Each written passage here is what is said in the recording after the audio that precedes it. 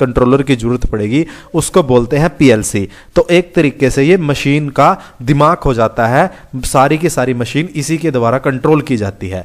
तो यहां से ये समझ में आ रहा है कि पीएलसी का इस्तेमाल किस लिए किया जाता है, मशीन को चलाने के लिए, कंट्रोल करने के लिए हम पीएलसी का इस्तेमाल करते हैं। ठीक है जी। अब मशीन का तो इस्तेमाल करते हैं, पीएलसी का तो इस्तेमाल करते हैं मशीन को चलाने के लिए। अब देख लेते हैं कि मशीन काम कैसे करती है। देखिए मशीन के अंदर हम कोई भी इनपुट देते हैं, ठीक है, उसके अंदर एक कंट्रोलर लगा होता है और वो कंट्रोलर हमें आउटपुट दे देता है जो भी वो मशीन काम कर रही है। हम मशीन, जैसे कोई प्रेस मशीन है और प्रेस मशीन को चलाने के लिए हम क्या करेंगे, हमारे पास कोई बटन दे रखा होगा, इनपुट दे रखी होगी, हम इस बटन को प्रेस करेंगे और उसके अंदर कोई सिलेंडर लगा होगा, उस प्रेस मशीन के अंदर कोई सिलेंडर लगा होगा जो कि जाके किसी पार्ट प्रेस करेगा। तो जैसे ही इस बटन को प्रेस करेंगे ये सिलेंडर नीचे जाएगा, इस पार्ट को प्रेस कर देगा और वापस फिर अपनी पोजीशन पे आ जाएगा। तो इस मशीन को चलाने के लिए हमने सबसे पहले क्या दी, इनपुट दी, इस बटन को प्रेस किया, फिर इस कंट्रोलर के पास ये इनपुट पहुंची, पीएलसी के पास इनपुट पहुंची, इसने आउटपुट निकाला, इसकी आउटपुट ये सिलेंडर है जिसकी सहायता से ये नीचे की तरफ जा रहा है। तो मशीन कैसे काम करती है, कोई भी इनपुट देते हैं, एक कंट्रोलर रहता है और फिर आउटपुट मतलब जो भी आप मशीन से काम कर रहे हो। अगर प्रेस मशीन है तो उसमें आउटपुट क्या होगी, आपकी प्रेस कर रहे हो जो पार्ट को। कटिंग मशीन है तो उसके अंदर आउटपुट क्या होगी आपकी मशीन की, जो वो कटिंग हो रही है। ठीक है, ड्रिलिंग मशीन है तो आउटपुट क्या होगी, जो भी आप वो ड्रिल कर रहे हो। तो मशीन कैसे काम करती है, हम सबसे पहले मशीन को इंस्ट्रक्शन देते हैं, इनपुट देते हैं चलने के लिए, उसके बाद हमें कुछ भी आउटपुट मिलती है। ये बिल्कुल सिंपल सा कंसेप्ट है। घरों में जैसे हमारे पास सबमर्सिबल की मोटरें लगी होती हैं, पानी की मोटर लगी होती है, तो मोटर चलाने के लिए सबसे पहले क्या करते हैं, बटन दबाते हैं। वो जो बटन आप दबा रहे हो उसी को बोलते हैं इनपुट, कि मैंने सबसे पहले मोटर को चलाने के लिए बटन दबाया, इनपुट दिया, उसके बाद वो मोटर जो है उसके लिए एक स्टार्टर लगा रहता है, वो इनपुट उस स्टार्टर के पास पहुंचता है, वो स्टार्टर जो है कंट्रोलर का काम करता है और फिर उस स्टार्टर से आपकी आउटपुट मिलती है, आपकी मोटर जो है वो ऑन हो जाती है। ये जो कंट्रोलर है ये हमारा किससे बनता है, पीएलसी से बनता है। जो एक कंट्रोल यूनिट है हमारी ये पीएलसी से बनती है। तो हमारी पीएलसी कहां पे रहती है, कंट्रोल यूनिट के अंदर, मशीन के अंदर रहती है। ये सारी चीजें आपको वन बाय वन समझ आएंगी, आप आराम से इसको देखते चलिए, आपका जो भी डाउट होंगे आगे वो सारे क्लियर होते चलेंगे। तो मशीन के अंदर जो कंट्रोल पैनल है, इस तरीके के कंट्रोल पैनल मशीन के अंदर लगे रहते हैं। हर एक मशीन में आप जाओगे तो आप देखोगे आपको एक कंट्रोल पैनल मिलेगा जहां से पूरी की पूरी मशीन कंट्रोल हो रही होगी। इस कंट्रोल पैनल के अंदर आपको पीएलसी मिलेगी। जैसे इस कंट्रोल पैनल के अंदर ये यहाँ पे पीएलसी लगी हुई है और ये इस तरीके से दिखाई देती है। तो मशीन में पीएलसी आपको ढूंढनी है तो कहां मिलेगी, कंट्रोल पैनल के अंदर मिली होगी। और कंट्रोल पैनल का क्या काम है, पूरी की पूरी मशीन को कंट्रोल करना। कंट्रोल पैनल कैसे कंट्रोल करेगा, पीएलसी की सहायता से पूरी की पूरी मशीन को कंट्रोल करेगा। तो मशीन के अंदर पीएलसी कहां पे लगी होती है, मशीन का जो पैनल रहता है, इलेक्ट्रिकल पैनल रहता है, उसके अंदर आपकी पीएलसी जो है वो लगी रहती है। अब आपको ये चीज समझ में आ गई कि पीएलसी क्या होती है, मशीन को चलाने के लिए इस्तेमाल किया जाता है पीएलसी का। ये कहाँ पे मिलती है, ये जो मशीन का इलेक्ट्रिकल पैनल है वहाँ पे ये लगी होती है। तो पीएलसी का बेसिक काम क्या है, किसी भी मशीन को ऑटोमेटिक मोड के अंदर रन करना। आप ऑटोमेशन मशीन के अंदर करना चाहते हो या आप कोई भी ऑटोमेशन कहीं पे भी करना चाहते हो, मशीन में नहीं या वैसे भी कहीं कुछ ऑटोमेशन करना चाहते हो, तो आप किसका इस्तेमाल करोगे, पीएलसी का इस्तेमाल करोगे। अब इस पीएलसी को आपको सीख के क्या फायदा होगा, आप मशीन कैसे चलती है आपको ये पता चल जाएगा। मशीन के अंदर कोई खराबी आ रही है उसको कैसे ठीक करना है, कोई ब्रेकडाउन आया उसको कैसे ट्रबल शूटिंग करनी है, वो चीज़ अगर आपको पीएलसी आती है तो आप इजीली आइडेंटिफाई कर पाओगे कि प्रॉब्लम कहाँ पे है, तो आप उसको ठीक कर सकते हो। तो पीएलसी सीखने से आप दो काम कर सकते हो, एक तो आप मशीन की प्रोग्रामिंग कर सकते हो, आप नई मशीन्स बना सकते हो। दूसरा, जो एग्जिस्टिंग मशीन लगी हुई है उनमें जो दिक्कत आ रही है, जो ब्रेकडाउन आ रहा है, जो बंद हो रही है वो, ठीक है, उनकी जो ट्रबल शूटिंग करनी है वो आप ट्रबल शूटिंग कर सकते हो। अब इसको सीखें कैसे, पीएलसी को कैसे सीखें। देखिए पीएलसी को सीखने के लिए सबसे पहले तो आप कहीं से लेक्चर लीजिए, कहीं पे कोई ट्रेनिंग कोर्स वगैरह है तो उसको ज्वाइन कीजिए। जैसे आप वीडियो देख रहे हो, ये भी एक ट्रेनिंग कोर्स का पार्ट ही है, इसको आप देखिए, ठीक है। इसको देखने से क्या होगा, कोई ट्रेनिंग कोर्स ज्वाइन करने से क्या होगा, आपको बेसिक अंडरस्टैंडिंग समझ में आएगी कि होता क्या है ये डिवाइस, कैसे काम करता है, क्या क्या चीज़ें इसके अंदर होती हैं, कितने टाइप के होते हैं। तो आपको वो सारी चीज़ें कहीं से सीखनी पड़ेंगी, लर्न करनी पड़ेंगी, ठीक है। चाहे आप वो यूट्यूब से देखिए, चाहे आप कहीं इंस्टीट्यूट पे जाके ज्वाइन कीजिए, तो कैसे भी कीजिए, आप सबसे पहले लेक्चर लीजिए। उसके बाद लेक्चर लेने से आपका सिर्फ काम नहीं होगा होगा कि लेक्चर ले लिया जी, एक इंस्टीट्यूट ज्वाइन कर लिया, या सर आपकी एक वीडियो देख ली अब मैं पीएलसी सीख जाऊंगा। नहीं जी, आप ऐसे पीएलसी नहीं सीख सकते। आपको क्या करना है, जो मशीन के प्रोग्राम है, जो एग्जिस्टिंग प्रोग्राम है, जो मशीन चल रही है, उन प्रोग्राम को स्टडी कीजिए कि वो प्रोग्राम कैसे बने हुए हैं। ये सारी चीजें मैं आपको इस वीडियो के अंदर बताऊंगा कि कैसे आपको प्रोग्राम मिलेगा, कैसे आपको स्टडी करना है। अभी सिर्फ समझिए कि मैं कहना क्या चाहता हूं। तो आपके पास जो मशीन लगी हुई है उनके प्रोग्राम को आप स्टडी कीजिए। यह मशीन नहीं है, मैं प्रोग्राम आपको प्रोवाइड कर दूंगा, आप नीचे कमेंट कर दीजिए कि सर मेरे को प्रैक्टिस के लिए जो आप प्रोग्राम कहते हैं वो चाहिए, आपके साथ प्रोग्राम को शेयर कर दिया जाएगा। उन प्रोग्रामों को स्टडी कीजिए कि ये प्रोग्राम कैसे बना हुआ है, कैसे कैसे ये प्रोग्राम काम करता है। दूसरा, अपने आप अपने हाथ से एक्सरसाइज बनाइए, डेवलपमेंट कीजिए प्रोग्राम का, छोटे छोटे प्रोग्राम बनाइए। इस कोर्स के अंदर एंड में मैं आपको प्रोग्राम भी दूंगा बनाने के लिए। इस वीडियो के एंड में मैं सारा कुछ आपको सिखा के बता के और प्रोग्राम दूंगा आपको बनाने के लिए कि आप ऐसे ऐसे ये छोटे छोटे प्रोग्राम जब उनको डेवलप कर सकते हो। तो इस तरीके से आपको अपना बनाना है। सबसे पहले आप कहीं से पढ़िए, चाहे आपका वो कोई भी मीडियम हो पढ़ने का। उसके बाद मशीन के प्रोग्राम को स्टडी कीजिए, उसके बाद खुद अपने हाथ से प्रोग्राम बनाइए, ठीक है, तभी आप सीख पाओगे। ऐसा नहीं है कि ये वीडियो चल रहा है, बैठ के वीडियो देख लिया और हाथ से प्रैक्टिस कुछ करी नहीं या काम कुछ किया नहीं अपने हाथ से और आप पीएलसी सीख गए। नहीं, ऐसे पीएलसी नहीं सीख सकते। ये हैंड्स ऑन जॉब है। जितना आप अपने हाथ से काम करोगे, जितनी प्रॉब्लम आप फेस करोगे कोई भी एक्सरसाइज बनाते हुए, तभी आप पीएलसी को सीख पाओगे। तो ये आपके तरीका है सीखने का पीएलसी की, कैसे पीएलसी आप सीख सकते हो, वो मैंने आपको बताया है। अब मल्टीमीडिया की हेल्प ले सकते हो, आप कोई वीडियो वगैरह देख सकते हो, जैसे अभी आप ये वीडियो देख रहे हो। अब ये जो मैं वीडियो आपको दिखा रहा हूँ, ये जो वीडियो अभी आप देख रहे हो, इससे आप कैसे से कैसे ज़्यादा बेनिफिट उठा सकते हो। ये जो ट्रेनिंग कोर्स की जो मैं सीरीज़ कह रहा हूँ कि ये रहेगी, और भी जो मेरे चैनल पे कोर्सेज पड़े हुए हैं उनको देख के आप ज़्यादा से ज़्यादा फायदा कैसे उठा सकते हो उसके बारे में बता रहा हूँ। तो आपको सबसे पहले क्या करना है, क्वेश्चन पूछने हैं। अगर आपका कोई डाउट रह जाता है, आप कमेंट कीजिए कि सर ये डाउट है, ये चीज़ समझ में नहीं आई है, ठीक है, तो आपको पूछना है। जो भी आपका डाउट है उसको पूछो। अगर कोई भी चीज़ आपको लग रही है कि यार ये पता नहीं कैसे हो गया, तो छोटी सी चीज़ है, इसके बारे में पूछूं नहीं पूछूं, कोई छोटा बड़ा कुछ नहीं होता। जो भी डाउट है उस डाउट को क्लियर करो। अगर इस फील्ड के अंदर आपका छोटा सा भी डाउट रह गया तो आप प्रॉब्लम को ट्रबल शूट नहीं कर पाओगे, प्रोग्रामिंग नहीं कर पाओगे।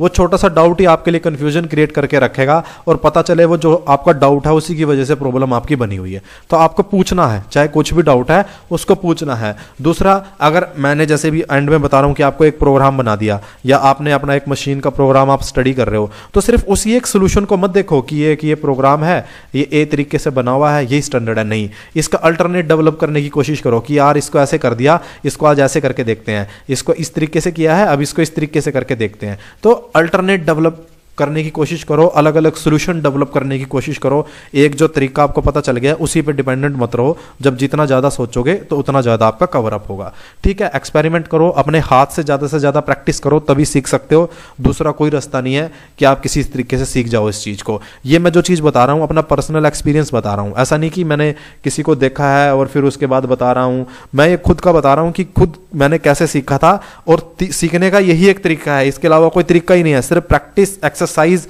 बनाना, प्रोग्रामिंग बनाना, प्रॉब्लम आई है उसके बारे में सोचना कि कैसे आई है, क्या है, यही एक तरीका है। दूसरा कोई तरीका ही नहीं है कि आपके पास कोई और तरीका है। आप एक वीडियो देख लो आप सीख जाओगे, हो ही नहीं सकता। कोई आदमी आपको बता दे आप सीख जाओगे, हो ही नहीं सकता। जब तक अपने हाथ से प्रैक्टिस नहीं करोगे तब तक आप नहीं सीख सकते। तो ये सबसे ज़्यादा जरूरी चीज़ है इस फील्ड के अंदर। तो चलिए स्टार्ट करते हैं। मैं आपको सारी चीज़ें बता चुका हूँ कि आपको ये कैसे देखना है, कैसे करना है, ये कहाँ पर लगता है। पीएलसी मशीन के अंदर लगता है, मशीन को कंट्रोल करता है। अब ये होता क्या है, थोड़ा सा इसके बारे में बात करते हैं। देखिए पीएलसी क्या है, अगर इसकी डेफिनेशन की बात करूं तो इसकी फुल फॉर्म होती है प्रोग्रामेबल लॉजिक कंट्रोलर। क्या होती है? प्रोग्रामेबल लॉजिक कंट्रोलर या प्रोग्रामेबल कंट्रोलर। क्या होता है? प्रोग्रामेबल कंट्रोलर बोल सकते हैं या प्रोग्रामेबल लॉजिक कंट्रोलर, या फिर इसको सीक्वेंस कंट्रोलर भी बोला जाता है। तो इसकी फुल फॉर्म होती है पीएलसी की प्रोग्रामेबल लॉजिक कंट्रोलर, और इसको प्रोग्रामेबल कंट्रोलर भी बोलते हैं और इसको सीक्वेंस कंट्रोलर भी बोलते हैं। मतलब क्या है? मतलब यह है कि एक चीज के तीन नाम है भाई। जैसे हमारा घर में एक नाम होता है निक नेम जिसको बोलते हैं, स्कूल के अंदर जाते हैं, कॉलेज के अंदर जाते हैं, एक अलग नाम होता है जिसको सही नाम बोलते हैं हम। तो इसी तरीके से इस पीएलसी के भी दो नाम है। एक तो इसको प्रोग्रामेबल लॉजिक कंट्रोलर बोला जा सकता है, दूसरा सीक्वेंस कंट्रोलर इसको हम बोल सकते हैं। तो यहाँ पे कोई कंफ्यूज होने वाली बात नहीं है। अभी इनका क्या मतलब है आगे मैं आपको समझाऊंगा।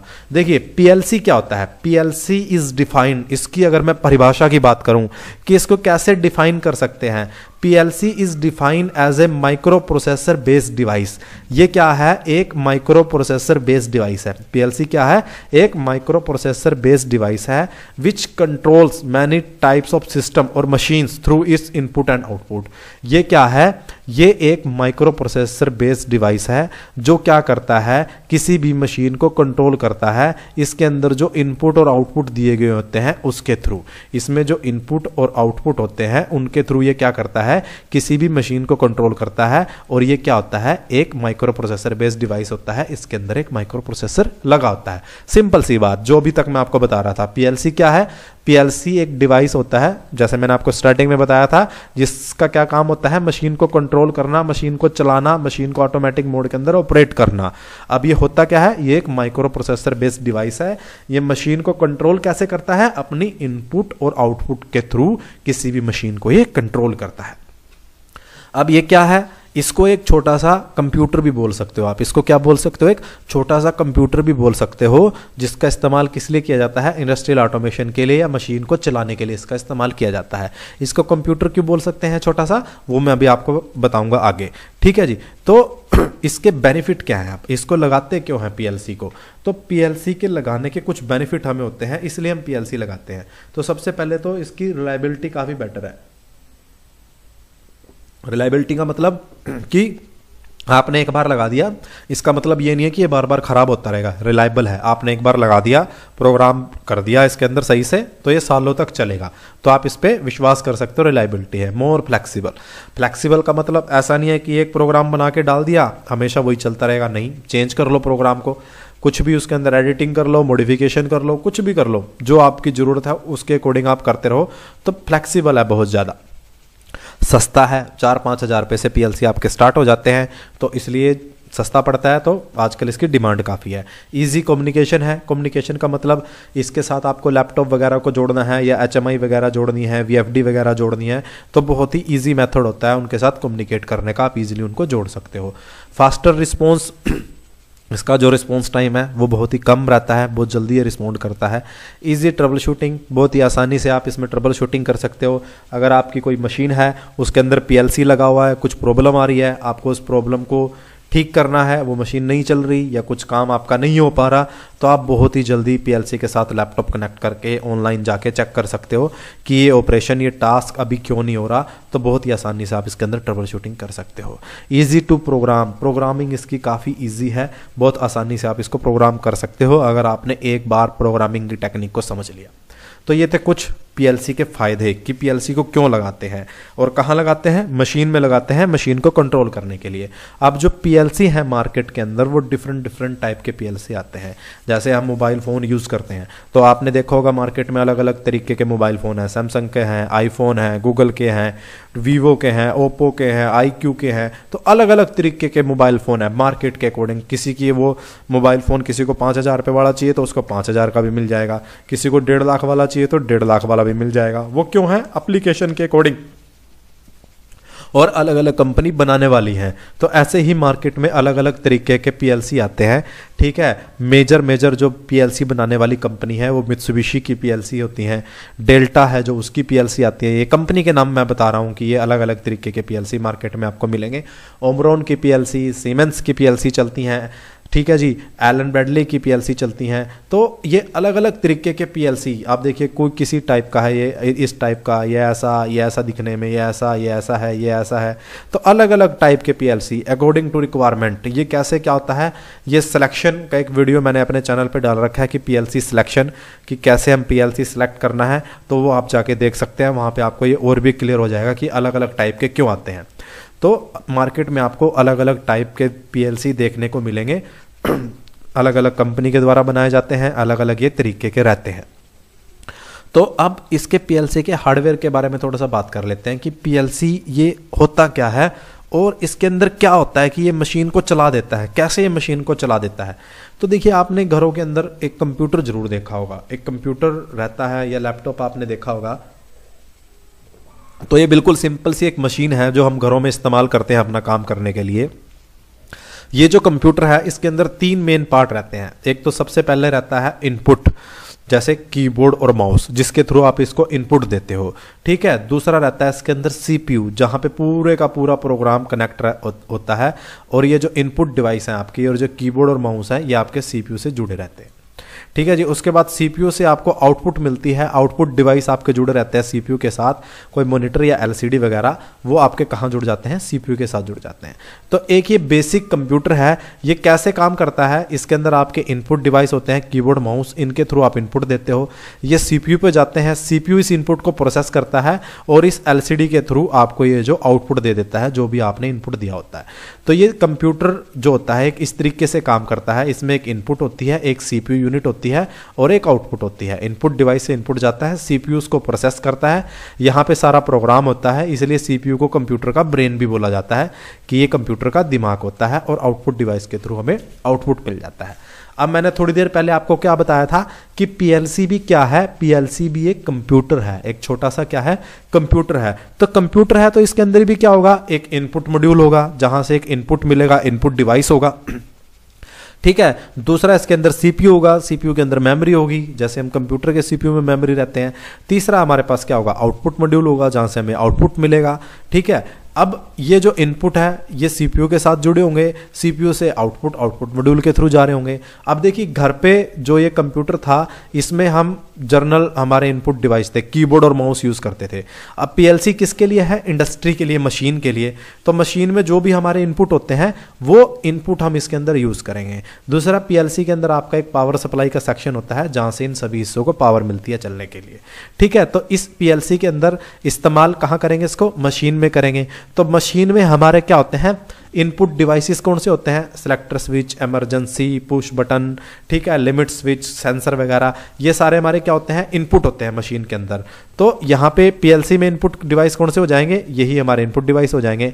इमरजेंसी हो गया, पुश बटन हो गया, ठीक है, लिमिट स्विच हो गया, कोई सेंसर हो गया। क्यों, क्योंकि ये मशीन के लिए बनाया गया कंप्यूटर है। ये किसके लिए बनाया गया कंप्यूटर है, मशीन के लिए बनाया गया कंप्यूटर है, इसलिए इसके इनपुट डिवाइसेस इस तरीके के होते हैं। आउटपुट के अंदर आप इससे कोई रिले जोड़ सकते हो, कोई इंडिकेटर जोड़ सकते हो, कोई कॉन्टैक्टर जोड़ सकते हो, कुछ भी आप आउटपुट के अंदर जोड़ सकते हो। कंप्यूटर घरों में इस्तेमाल करने के लिए बनाया गया है, पर्सनल कंप्यूटर है, इसलिए इनपुट डिवाइस क्या होते हैं, कीबोर्ड और माउस, और आउटपुट के अंदर एलसीडी या कोई मॉनिटर आपको देखने को मिलता है। पीएलसी किसके लिए बनाया गया है, स्पेशल मशीन के लिए कंप्यूटर बनाया गया है जिसकी सहायता से मशीन को चलाते हैं, इसलिए जो इनपुट डिवाइसेस हैं वो भी हमारे मशीन के अकॉर्डिंग होते हैं जो मशीन में यूज करते हैं।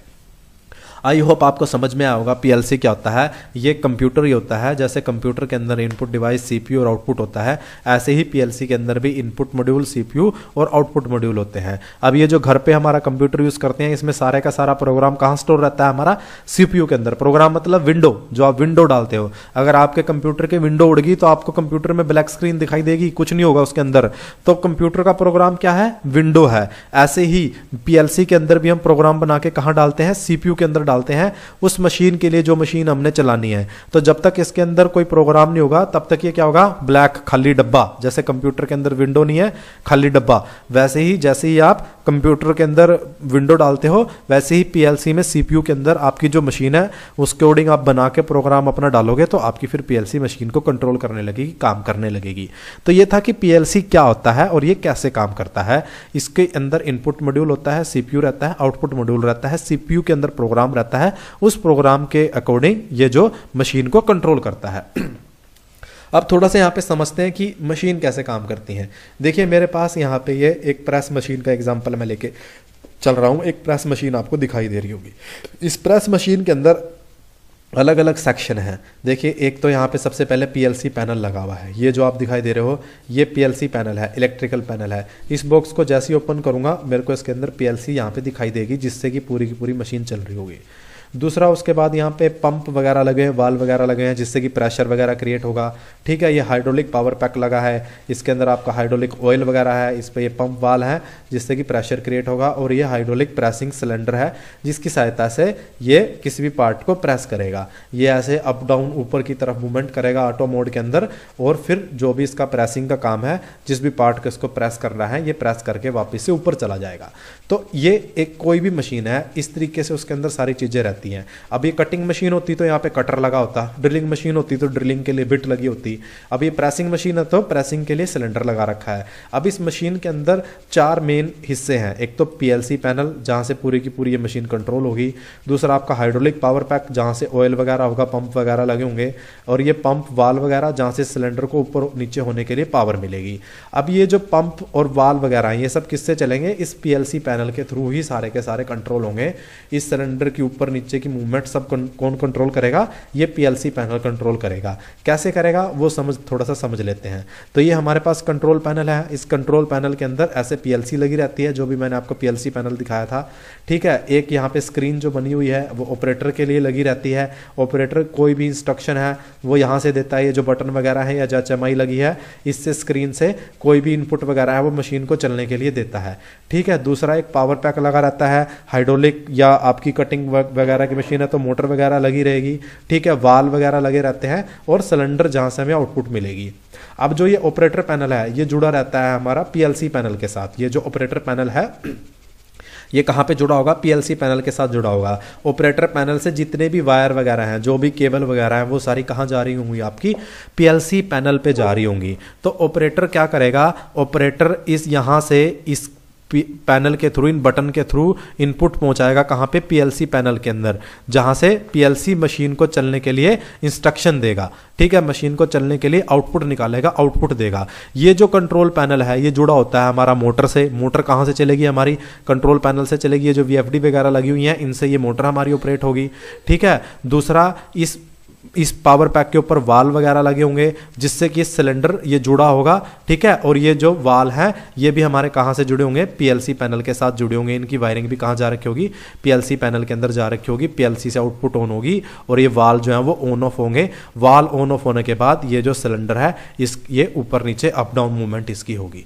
तो इस तरीके से कोई भी जो मशीन है उसका एक पूरा स्ट्रक्चर रहता है। अलग अलग जो पार्ट हैं वो पार्ट कैसे आपस में जुड़े होते हैं वो मैं यहाँ पे बताने की कोशिश कर रहा हूँ कि जहां पे जो बटन वगैरह लगे हुए हैं उन पे जो वायरिंग है वो सारी कहां जाएगी? पीएलसी पैनल में जाएगी। पीएलसी पैनल से जो वायर वगैरह है मोटर के लिए, वाल वगैरह के लिए, वो सब पीएलसी पैनल से ही निकल के आएंगे और मोटर पे जुड़े होंगे।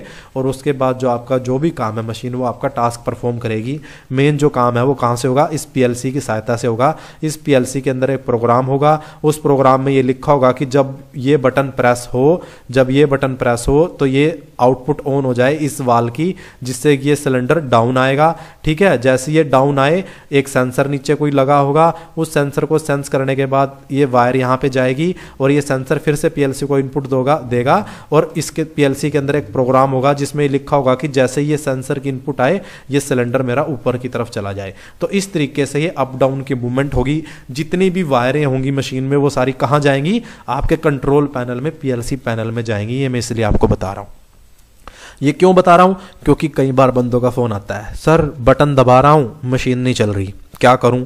करना क्या है? वायर ढूंढो। वो जो इनपुट है, जो बटन दबा रहे हो, वो कितने नंबर इनपुट है पीएलसी पे? अब वो कहते हैं कि सर पता नहीं कहां जा रहा है। कहाँ क्या जा रहा है? कंट्रोल पैनल में जाएगा, पीएलसी पैनल में जाएगा। इसलिए मैंने ये बताया है कि बहुत सारे बंदों को कंफ्यूजन रहता है, सर मोटर पे वायर आ रही है, पता नहीं कहाँ से आ रही है। कहाँ से आएगी भाई? कंट्रोल पैनल से आएगी, जहाँ पीएलसी लगी हुई है, आपकी ड्राइव वगैरह लगी हुई है, वहां से आएगी। वहां से चल रही है मोटर तो वहां पे जाके चेक करो, ठीक है। ये बटन की इनपुट कहाँ चेक करनी है? पीएलसी पैनल में चेक करनी है। बटन को दबाओ और देखो पीएलसी पे इनपुट आ रहा है, नहीं आ रहा है। नहीं आ रहा है तो बटन को चेक करो, वायरिंग को चेक करो। तो इस वजह से मैंने ये सारी चीजें बताई हैं कि आपको पता होना चाहिए कि मशीन का कौन सा हिस्सा कहां पे और कैसे जुड़ा होता है। तो आगे चलते हैं।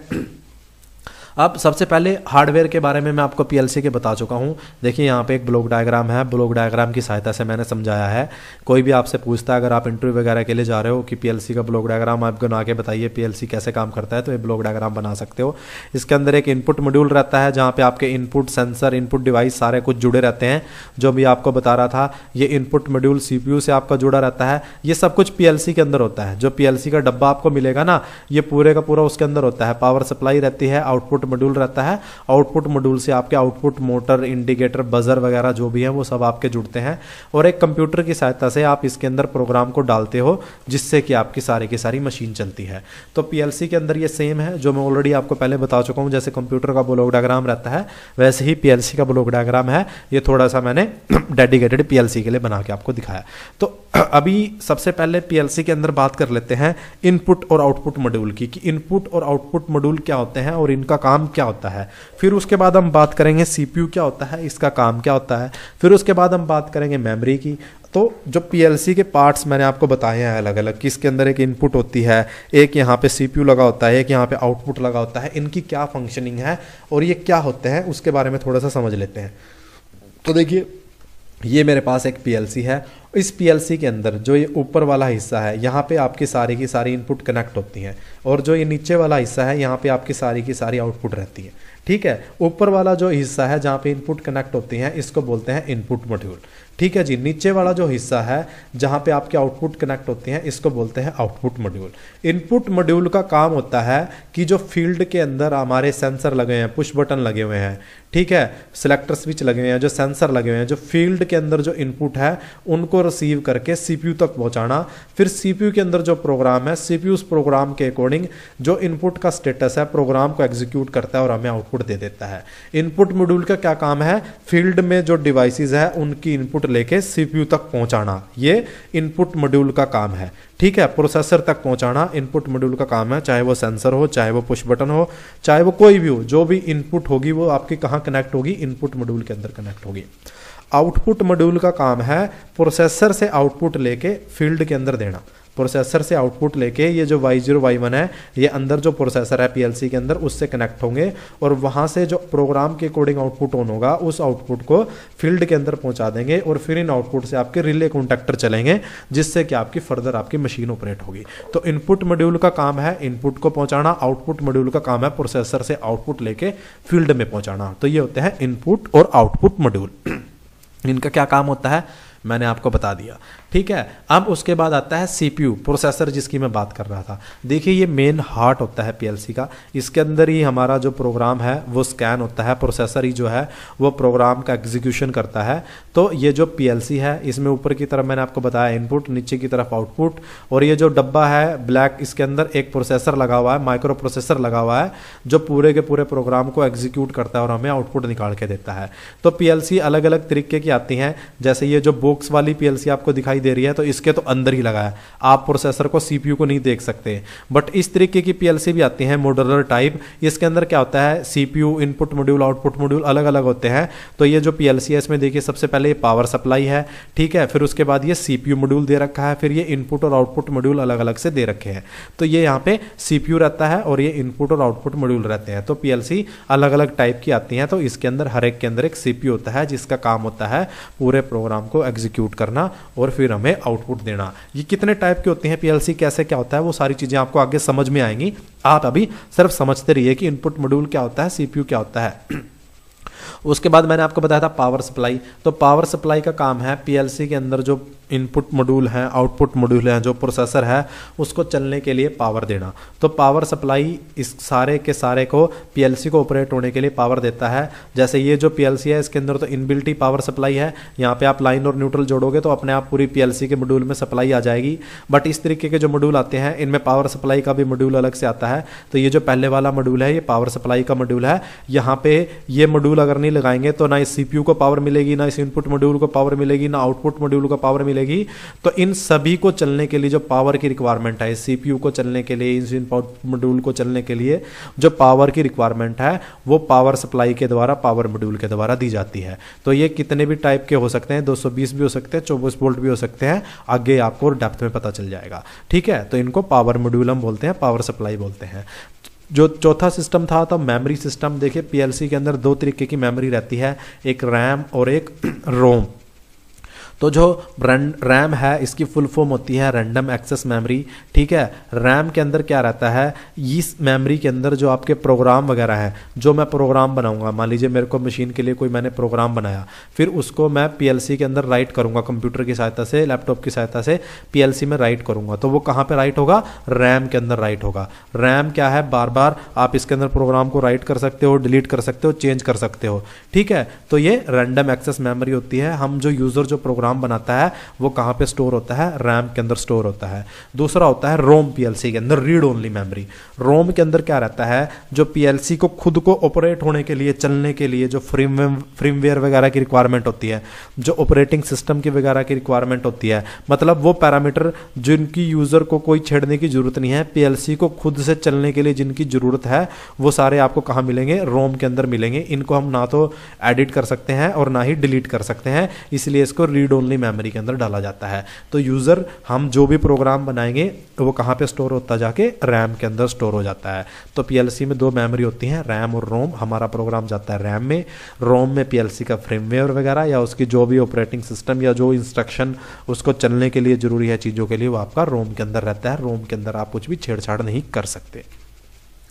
तो ये तो था जी पीएलसी के बारे में कि पीएलसी के अंदर क्या होता है, ये कैसे काम करता है, वो मैंने आपको बता ही दिया। कुछ नहीं होता, एक सिंपल सा डिवाइस है, ठीक है, एक छोटा सा कंप्यूटर बोल सकते हैं। इनपुट मॉड्यूल रहता है जहाँ से इनपुट आती है, एक यूज़र इसके अंदर अपना प्रोग्राम बना के डाल देता है, उस प्रोग्राम के अकॉर्डिंग प्रोसेसर उस प्रोग्राम को प्रोसेस करता है और आउटपुट मॉड्यूल से हमें आउटपुट मिल जाती है, ठीक है। मेमोरी रहती है और पावर सप्लाई सेक्शन रहता है। मेमोरी के अंदर प्रोग्राम स्टोर होता है, पावर सप्लाई सेक्शन का काम इनपुट मॉड्यूल, सीपीयू मॉड्यूल और आउटपुट मॉड्यूल को पावर देने का होता है। बिल्कुल सिंपल ये निचोड़ है जो अभी तक मैंने आपको बताया है। अब आगे देख लेते हैं कि ये जो पीएलसी हैं ये कितने टाइप के होते हैं। ये तो मैंने अभी तक आपको बता दिया कि पीएलसी क्या होता है और कैसे काम करता है और इसके अंदर क्या क्या चीज़ें आपको देखने को मिलती हैं।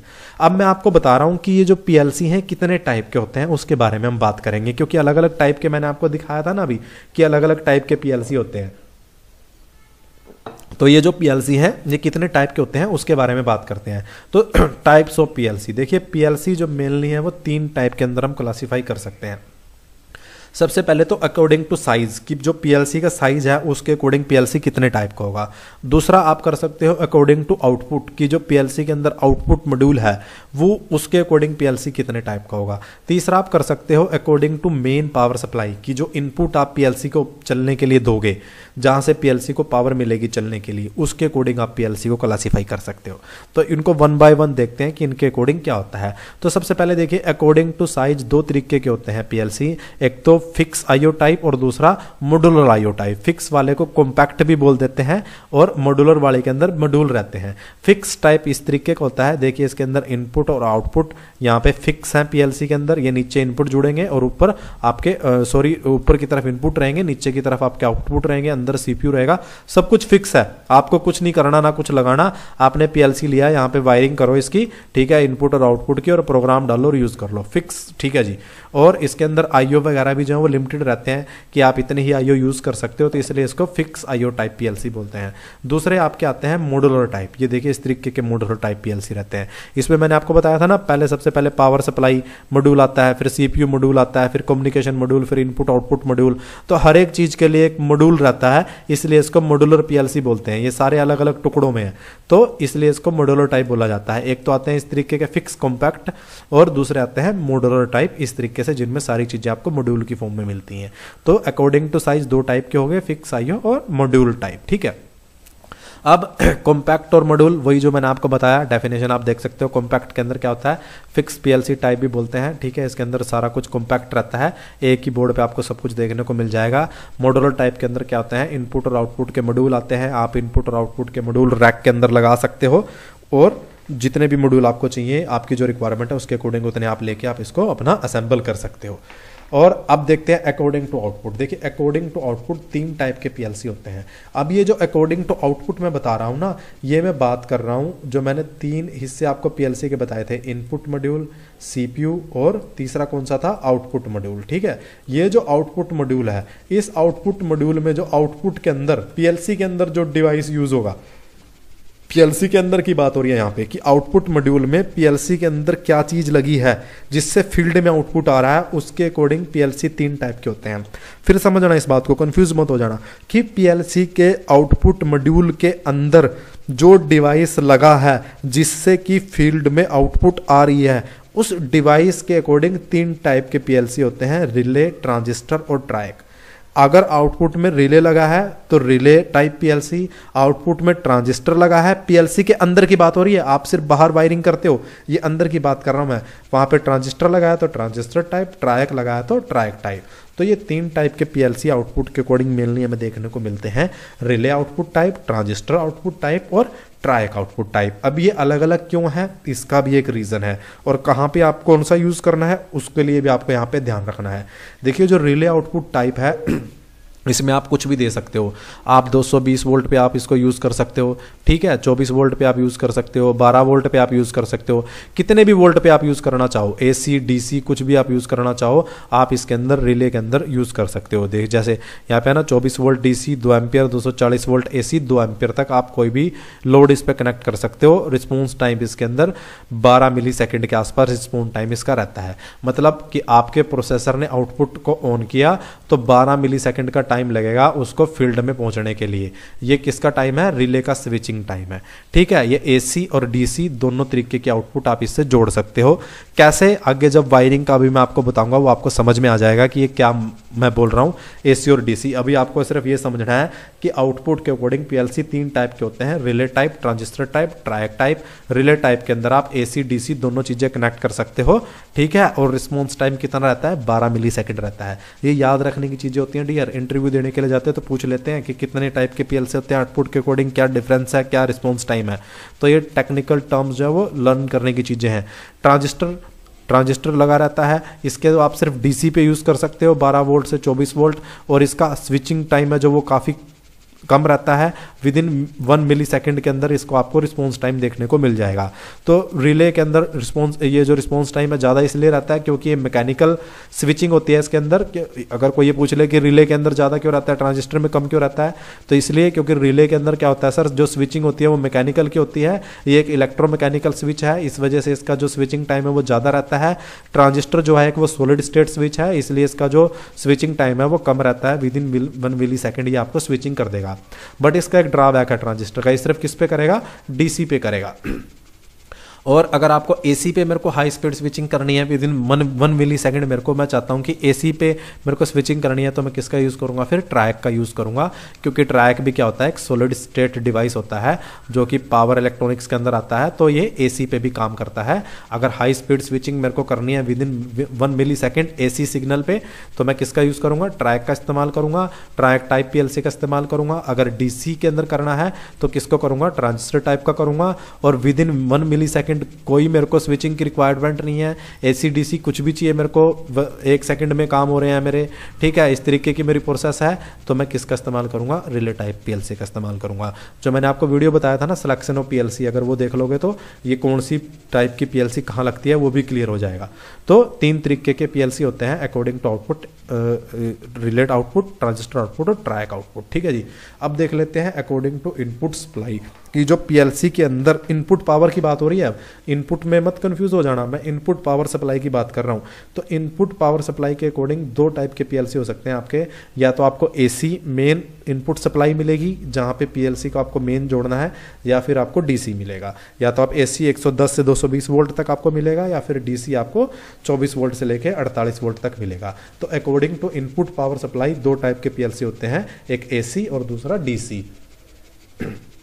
तो अब आगे चलते हैं, अब देख लेते हैं कि जो इनपुट और आउटपुट मॉड्यूल होते हैं, अभी तक मैंने आपको बता दिया इनपुट और आउटपुट के बारे में। अब ये इनपुट और जो आउटपुट मॉड्यूल होते हैं ये कितने टाइप के होते हैं वो बता देता हूं मैं आपको। तो इनपुट और आउटपुट मॉड्यूल 2 टाइप के होते हैं, डिजिटल और एनालॉग। इनका क्या मतलब है इसको समझ लेते हैं। अब यहाँ पे जो डिजिटल आईओ है, एक तो वो हो सकता है, या फिर आपको एनालॉग आईओ मिल सकता है कि आपके पीएलसी के अंदर डिजिटल है, डिजिटल का मतलब सिर्फ 10, एनालॉग का मतलब 0 से 10 वोल्ट और 4 to 20 मिली एम्पियर के जो सिग्नल होते हैं उनको कंट्रोल करने के लिए जो हमें चाहिए वो वाला, ठीक है। तो इनपुट आउटपुट मॉड्यूल कितने टाइप के होते हैं? 2 टाइप के होते हैं, डिजिटल और एनालॉग। ठीक है, डिजिटल के अंदर क्या हो सकता है आपका, या तो डिजिटल इनपुट हो सकती है, डिजिटल आउटपुट हो सकती है। एनालॉग के अंदर आपका एनालॉग इनपुट और एनालॉग आउटपुट कुछ भी हो सकता है। मतलब पीएलसी के अंदर जो इनपुट आउटपुट मॉड्यूल है वो आपको किसी भी टाइप का मिल सकता है। इनपुट मॉड्यूल आपको डिजिटल भी मिल सकता है, इनपुट मॉड्यूल आपका एनालॉग भी हो सकता है। आउटपुट मॉड्यूल के अंदर आपकी आउटपुट डिजिटल भी हो सकती है और आउटपुट आपकी एनालॉग भी हो सकती है। तो आपको ये चीज़ अपने अकॉर्डिंग चूज कर लेनी है कि मेरी एनालॉग की रिक्वायरमेंट है या मेरी डिजिटल की रिक्वायरमेंट है। आपको हर एक चीज़ पीएलसी में मिलेगी। आपके जो इनपुट आउटपुट हैं वो डिजिटल एनालॉग दोनों टाइप के हो सकते हैं। अब जो एनालॉग डिजिटल के बारे में मैं आपको बता रहा था, जो हमारे पुश बटन वगैरह रहते हैं, सिर्फ ऑन ऑफ की एप्लीकेशन होती है जहाँ पे कि सिर्फ ऑन ऑफ, जैसे पुश बटन, सेलेक्टर स्विच, या तो सिग्नल है या सिग्नल नहीं है, या तो सिग्नल 0 वोल्ट है या फिर सीधा सिग्नल 24 वोल्ट है। तो इस तरीके के जो डिवाइसेज हैं इनको क्या बोलते हैं? डिजिटल बोलते हैं। तो रिले हो गया, बल्ब हो गया, जैसे घरों के अंदर लाइट लगी रहती है हमारी। अब मैं बटन को दबाता हूँ, या तो लाइट ऑन होती है या लाइट हमारी ऑफ होती है। तो इस ऑपरेशन को क्या बोलते हैं? डिजिटल बोलते हैं। या तो लाइट ऑन है या लाइट ऑफ है, बीच की कोई कंडीशन नहीं है कि लाइट धीरे धीरे धीरे धीरे धीरे धीरे आपने बटन दबाया और लाइट धीरे धीरे धीरे धीरे धीरे ऑन होती जा रही है, नहीं। या आप बटन दबाते हो या तो लाइट ऑन होती है या लाइट ऑफ हो जाती है। तो इस तरीके के जो ऑपरेशन होते हैं, या तो आउटपुट ऑन है या आउटपुट ऑफ है, या तो इनपुट हाई है या इनपुट लो है, उनको क्या बोलते हैं? डिजिटल बोलते हैं। इनके एग्जाम्पल कौन से हैं? कोई आपकी एलईडी होगी, रिले हो गया, ठीक है, ये सारे इसके एग्जाम्पल हैं। बटन हो गया आपके, इमरजेंसी बटन हो गया, लिमिट स्विच हो गया, पुश बटन हो गया, सेलेक्टर स्विच हो गया। पुश बटन को दबाता हूँ या तो इनपुट आती है या इनपुट नहीं आती है। सेलेक्टर स्विच को चेंज करता हूँ या तो इनपुट आती है या इनपुट नहीं आती। इमरजेंसी या तो लगी होती है मशीन में या नहीं लगी होती, ठीक है। ये इंडिकेटर या तो ग्लो करेगा या नहीं करेगा। ये रिले या तो ऑन होगी या ऑफ होगी, 2 ही कंडीशन है, बीच की कोई कंडीशन नहीं है। तो इन तरीके की जो इनपुट आउटपुट होते हैं इनको क्या बोलते हैं? डिजिटल बोलते हैं, ठीक है। इनका सिग्नल कैसे, मैंने आपको बताया, या तो 0 वोल्ट होगा या फिर 5 वोल्ट या 24 वोल्ट होगा, जो भी स्टैंडर्ड हम यूज कर रहे हैं। या तो ये लो होंगे या हाई होंगे। ऑफ को क्या बोलते हैं? ऑफ को बोलते हैं लो या 0, और ऑन को क्या बोलते हैं? हाई या 1, ठीक है। तो ये 3 टर्मिनोलॉजी यूज की जाती हैं। ये ऐसे ही है, अलग अलग लैंग्वेज के अंदर इसको बोला जाता है। या तो आप 0 बोल रहे हो तो भी सेम बात है, आप लो बोल रहे हो तो भी सेम बात है, आप बंद बोल रहे हो तो भी सेम बात है। तो एक ही चीज को कहने के लिए 3 अलग अलग वर्ड हैं। 0 बोल रहे हो तो भी वही है, ठीक है, लो बोल रहे हो तो भी वही है, और ऑफ बोल रहा हूं तो भी वही है। अब ये अलग अलग क्यों है? देखिए 10 जो है वो है डिजिटल लैंग्वेज के अंदर, वो किसके अंदर है? डिजिटल इलेक्ट्रॉनिक्स के अंदर, ठीक है। और ऑन ऑफ जो है हमारी जो जर्नल लैंग्वेज है उसके अंदर हम जो बोलते हैं उसके अंदर हम ऑन ऑफ बोलते हैं, ठीक है। हाई लो किसके अंदर बोलते हैं? हमारे जो इलेक्ट्रॉनिक्स कंप्यूटर साइंस होता है उसके अंदर जो हम स्टेटस दिखाते हैं सिग्नल का, लो या हाई, उसके अंदर हम बोलते हैं। तो ये 3 अलग अलग लैंग्वेज में एक ही बात को बोला जा रहा है, इसलिए अलग अलग यहाँ पे आ रहे हैं। तो या तो आपका सिग्नल हाई है या आपका लो है, इस तरीके के क्या होते हैं? डिजिटल होते हैं, ठीक है। इनके एग्जाम्पल अभी जो मैंने आपको बताया 0 या 1 ऑन ऑफ, वही यहाँ पे लिखा हुआ है कि digital module is also called discrete module, ठीक है। या तो ये 0 होगा या 1 होगा या ऑन होगा या ऑफ होगा, ठीक है। बाइनरी सिस्टम का भी इसको बोला जाता है। मोस्टली 24 वोल्ट के ये रहते हैं, ठीक है। एग्जाम्पल मैं आपको बता ही चुका हूँ, push button, toggle switch, selector switch, proximity. Output के अंदर lamp, coil, buzzer, relay, motor, fan, heater, actuator, solenoid valve, ये सारे क्या है? डिजिटल इनपुट आउटपुट के एग्जाम्पल है। इस तरीके के हमारे ये मॉड्यूल रहते हैं डिजिटल इनपुट आउटपुट के पीएलसी के अंदर। अब एनालॉग को देख लेते हैं। एनालॉग के अंदर देखिए क्या होता है, हमारे जो सिग्नल रहते हैं वो 0 से 10 वोल्ट या 4 to 20 मिली एम्पेयर रहते हैं। जैसे आरटीडी हो गया, थर्मोकपल हो गया, ठीक है, ये सारे क्या हुए? हमारे एनालॉग होते हैं। अब टेम्परेचर देखिए, टेम्परेचर क्या है? एक एनालॉग क्वांटिटी है। मैंने कहीं पे हीटर लगाया गर्म करने के लिए, या फिर मैंने एसी लगाया ठंडा करने के लिए, कुछ भी करने के लिए मैंने टेम्परेचर को कंट्रोल करने के लिए कोई डिवाइस लगाया, हीटर लगाया, एसी लगाया। अब क्या होगा? जैसे ही मैं हीटर को ऑन करूंगा, मैंने 0 डिग्री से ऑन किया, तो ऐसा तो नहीं होगा कि हीटर ऑन होते टेम्परेचर सीधा 30 डिग्री पहुंच जाएगा। क्या होगा? वो धीरे धीरे धीरे धीरे धीरे धीरे उसको गर्म करता लाएगा, फिर कुछ टाइम के बाद वो 30 डिग्री पहुंचेगा। ऐसे ही मैंने एसी लगाया ठंडा करने के लिए, ऐसा तो नहीं होगा कि एसी का बटन ऑन किया, रूम का टेम्परेचर 30 डिग्री था और जैसे ही ऑन किया वो एकदम से 0 डिग्री पे पहुंचा देगा। नहीं, जितना आप उसके अंदर टेम्परेचर सेट कर दोगे उसके अकॉर्डिंग वो धीरे धीरे धीरे धीरे धीरे टेम्परेचर जो है वो डाउन आएगा। फिर जो है हमारा एसी उस टेम्परेचर को कम करेगा। तो इस तरीके की जो क्वांटिटी है, प्रेशर हो गया, जैसे कहीं पे प्रेशर बढ़ रहा है, प्रेशर धीरे धीरे बढ़ेगा, ऐसा नहीं होगा कि आपने ऑन किया और एकदम से प्रेशर आपका पहुंच गया, वो कुछ टाइम लेगा प्रेशर बिल्डअप होने में। तो ये जो क्वांटिटी है जो विद रिस्पेक्ट टू चेंज होती हैं, इनको क्या बोलते हैं, एनालॉग इनपुट बोलते हैं। ये एनालॉग इनपुट कहाँ से आ सकते हैं, हमारे आरटीडी, थर्मोकम्पल, एक्सलोमीटर, ठीक है, लोड सेल वगैरह हो गए, एलवीडीटी वगैरह हो गए, ये सारे कहाँ से मिलते हैं हमें, एनालॉग इनपुट हमें यहाँ से मिलती है। इस तरीके के इसके सिग्नल रहते हैं। डिजिटल मैंने आपको दिखाया था, या तो 0 या 24, और एनालॉग क्या होता है, with respect to time, time के साथ साथ ये धीरे धीरे बढ़ते हैं और धीरे धीरे कम होते हैं। और इसके दो सिग्नल रहते हैं, कौन से, एक तो 0 से 10 वोल्ट और दूसरा 4 to 20 मिली एम्पियर करंट की फॉर्म में, या तो वोल्टेज की फॉर्म में या फिर करंट की फॉर्म में। वोल्टेज की फॉर्म में 0 से 10 वोल्ट जनरली यूज करते हैं और करंट की फॉर्म में 4 to 20 मिली एम्पियर यूज करते हैं। अब एनालॉग इनपुट मॉड्यूल, इनको कंटिन्यूस मॉड्यूल भी बोलते हैं। जैसे मैंने आपको बताया, वोल्टेज और करंट की फॉर्म में इनकी आउटपुट होती है, या तो 0 से 10 वोल्ट होती है या 4 to 20 मिली एम्पियर है, 0 to 20 मिली एम्पियर रहती है। 0 से 5 वोल्ट भी हो जाती है, ठीक है। RTD, thermocouple, pressure transmitter, flow transmitter, level transmitter, ये सारे क्या है, इस तरीके के एग्जांपल है जिनसे हमें एनालॉग आउटपुट मिलती है। तो यहाँ तक तो मैंने आपको बता दिया पीएलसी का थ्योरेटिकल पार्ट सारे का सारा, कि पीएलसी क्या होती है, कैसे काम करती है, कितने टाइप की होती हैं, इसमें इनपुट आउटपुट कैसे लगे होते हैं, कैसे ये सारा रहता है। अब आगे स्टार्ट होता है कि कैसे हमें स्टार्ट करना है इसको सीखना, इसको सीख कैसे सकते हैं। ये तो था बेसिक समझने के लिए सिर्फ, कि पीएलसी क्या है, कैसे काम कर रही है, कैसे ये सारी चीज़ों को कंट्रोल कर रही है। अब इसको सीख कैसे सकते हैं, देखिए मैं यहाँ पे जो कवर करूँगा वो डेल्टा की पीएलसी को कवर करूँगा। उसका रीज़न ये है कवर करने का कि एक तो इसका सॉफ्टवेयर फ्री है, सिमुलेटर के साथ आप इजीली डाउनलोड कर सकते हो और ये सीखने में बहुत आसान है। अगर आप फर्स्ट टाइम पीएलसी सीख रहे हो, नए आप स्टार्ट कर रहे हो, तो आप डेल्टा मित्सुबिशी स्टार्ट करते हो तो ये काफ़ी ईजी रहते हैं। तो आपको सीखना कैसे है उसके बारे में स्टार्ट करेंगे। तो सबसे पहले तो पीएलसी के लिए आपको सॉफ्टवेयर चाहिए जिससे आप प्रोग्राम करोगे पीएलसी के अंदर, क्योंकि पीएलसी काम कैसे करेगा, जब उसके अंदर प्रोग्राम होगा। अगर पीएलसी के अंदर प्रोग्राम नहीं है तो वो क्या है, खाली डब्बा है, एक बॉक्स है, उसको वो कुछ नहीं काम करने वाला। तो सबसे पहले तो आपके पास क्या होना चाहिए, एक पीएलसी का सॉफ्टवेयर होना चाहिए जिसके थ्रू आप पीएलसी की प्रोग्रामिंग करोगे। डेल्टा की पीएलसी के लिए WPL सॉफ्ट इस्तेमाल में किया जाता है और ISP सॉफ्ट का इस्तेमाल किया जाता है। अलग अलग टाइप की इनकी पीएलसी आती हैं और अलग अलग पीएलसी के मॉडल के लिए अलग अलग पीएलसी के सॉफ्टवेयर हैं, जैसे WPL और ISP। ये दो मेन सॉफ्टवेयर जो हैं वो पीएलसी के अंदर इस्तेमाल किए जाते हैं प्रोग्रामिंग के लिए।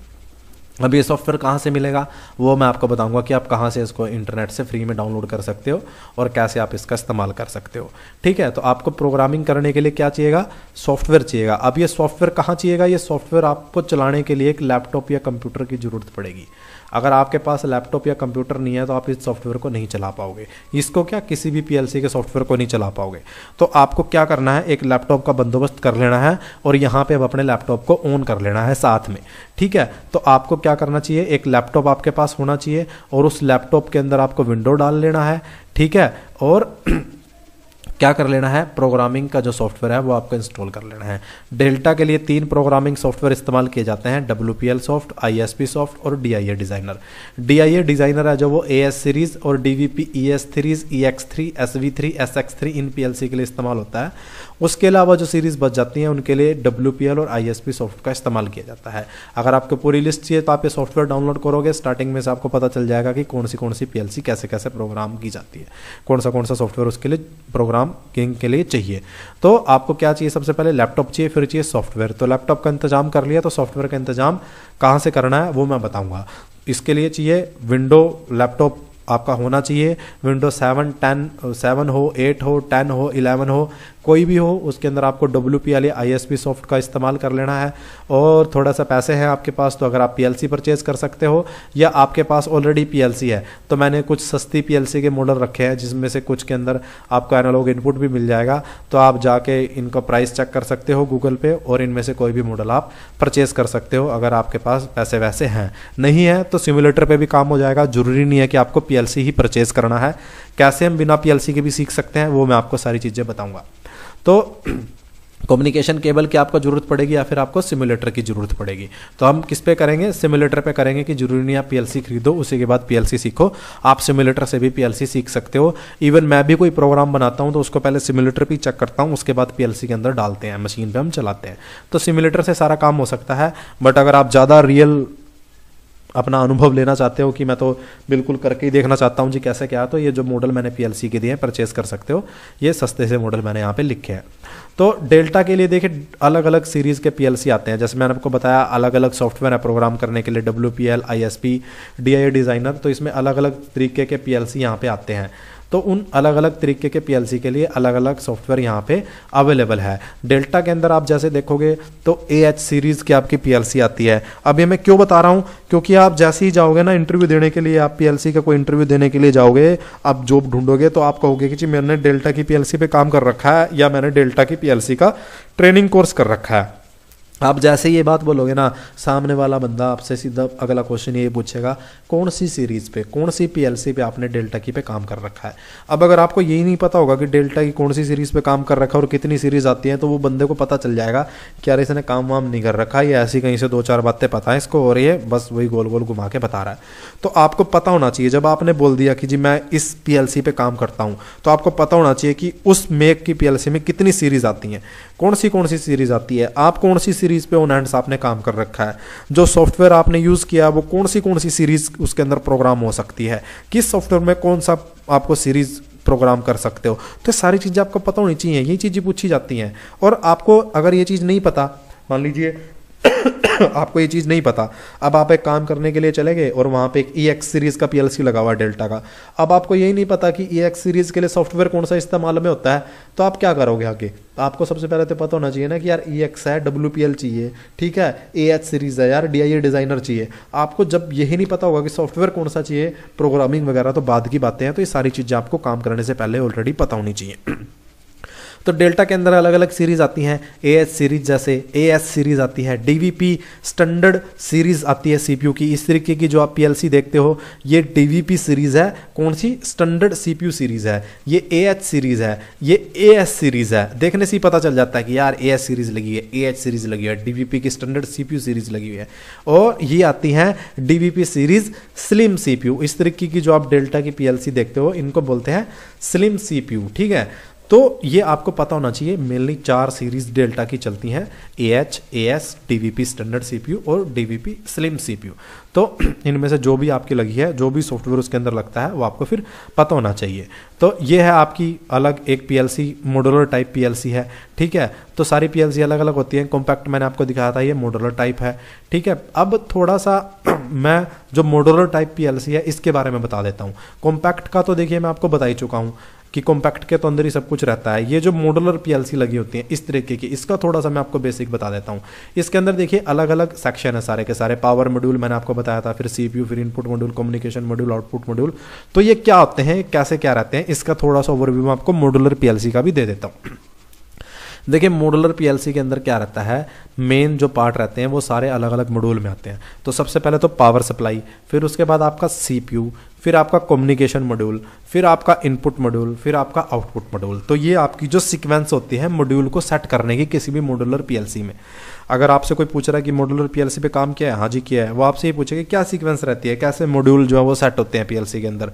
तो आप सबसे पहले बताओगे जी, सबसे पहले इंस्टॉल करते हैं पावर मॉड्यूल को, फिर अपना CPU रहता है, फिर कम्युनिकेशन मॉड्यूल रहते हैं, फिर इनपुट मॉड्यूल, फिर आउटपुट मॉड्यूल।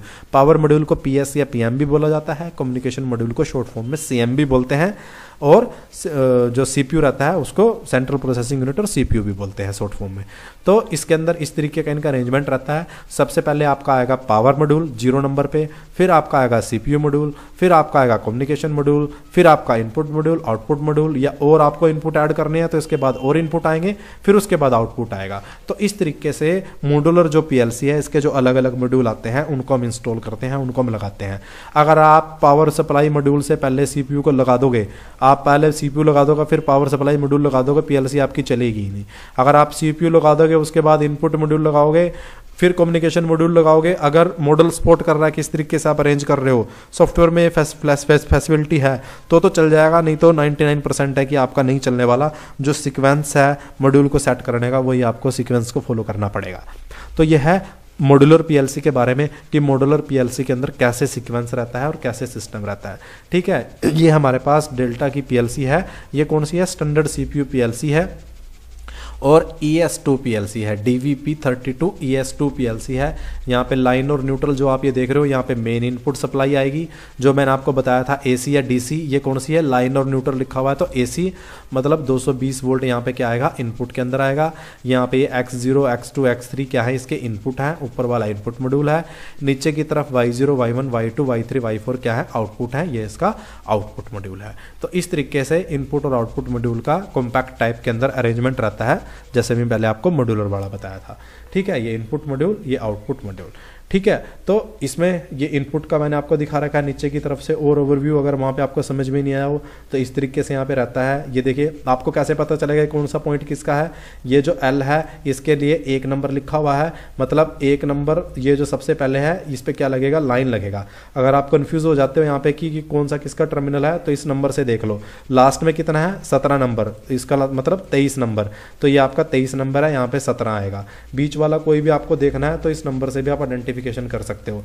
इसी तरीके से आउटपुट मॉड्यूल रहता है, नीचे की तरफ ये Y0 Y1 Y2 ये यहाँ पे कॉमन रहते हैं, जहाँ से हम कॉमन को इन करते हैं वही हमें आउटपुट में मिलता है, वो भी मैं आपको बताऊंगा। नीचे की तरफ आउटपुट, ऊपर की तरफ इनपुट। ये हमारे जो स्लिम टाइप के PLC हैं डेल्टा के, वो मैंने आपको बताया। इसके अंदर देखिए यहाँ पे ये इनपुट दे रखे हैं और ये नीचे की तरफ आपको आउटपुट दे रखे हैं। इसमें भी यहाँ देखिए X0 X1 X2 X3 आपको दिखाई दे रहा होगा, ये इनपुट मॉड्यूल है, और यहाँ पे ये आपका नीचे की तरफ आउटपुट मॉड्यूल है। यहाँ पे कम्युनिकेशन केबल अटैच होती है। ठीक है, ये ईथरनेट वाला कम्युनिकेशन केबल है, जहाँ से हम प्रोग्राम वगैरह डाउनलोड कर सकते हैं, रीड कर सकते हैं। अब आपके पास कोई भी PLC होगी ना, अब आपको उस PLC की डिटेल निकालनी है।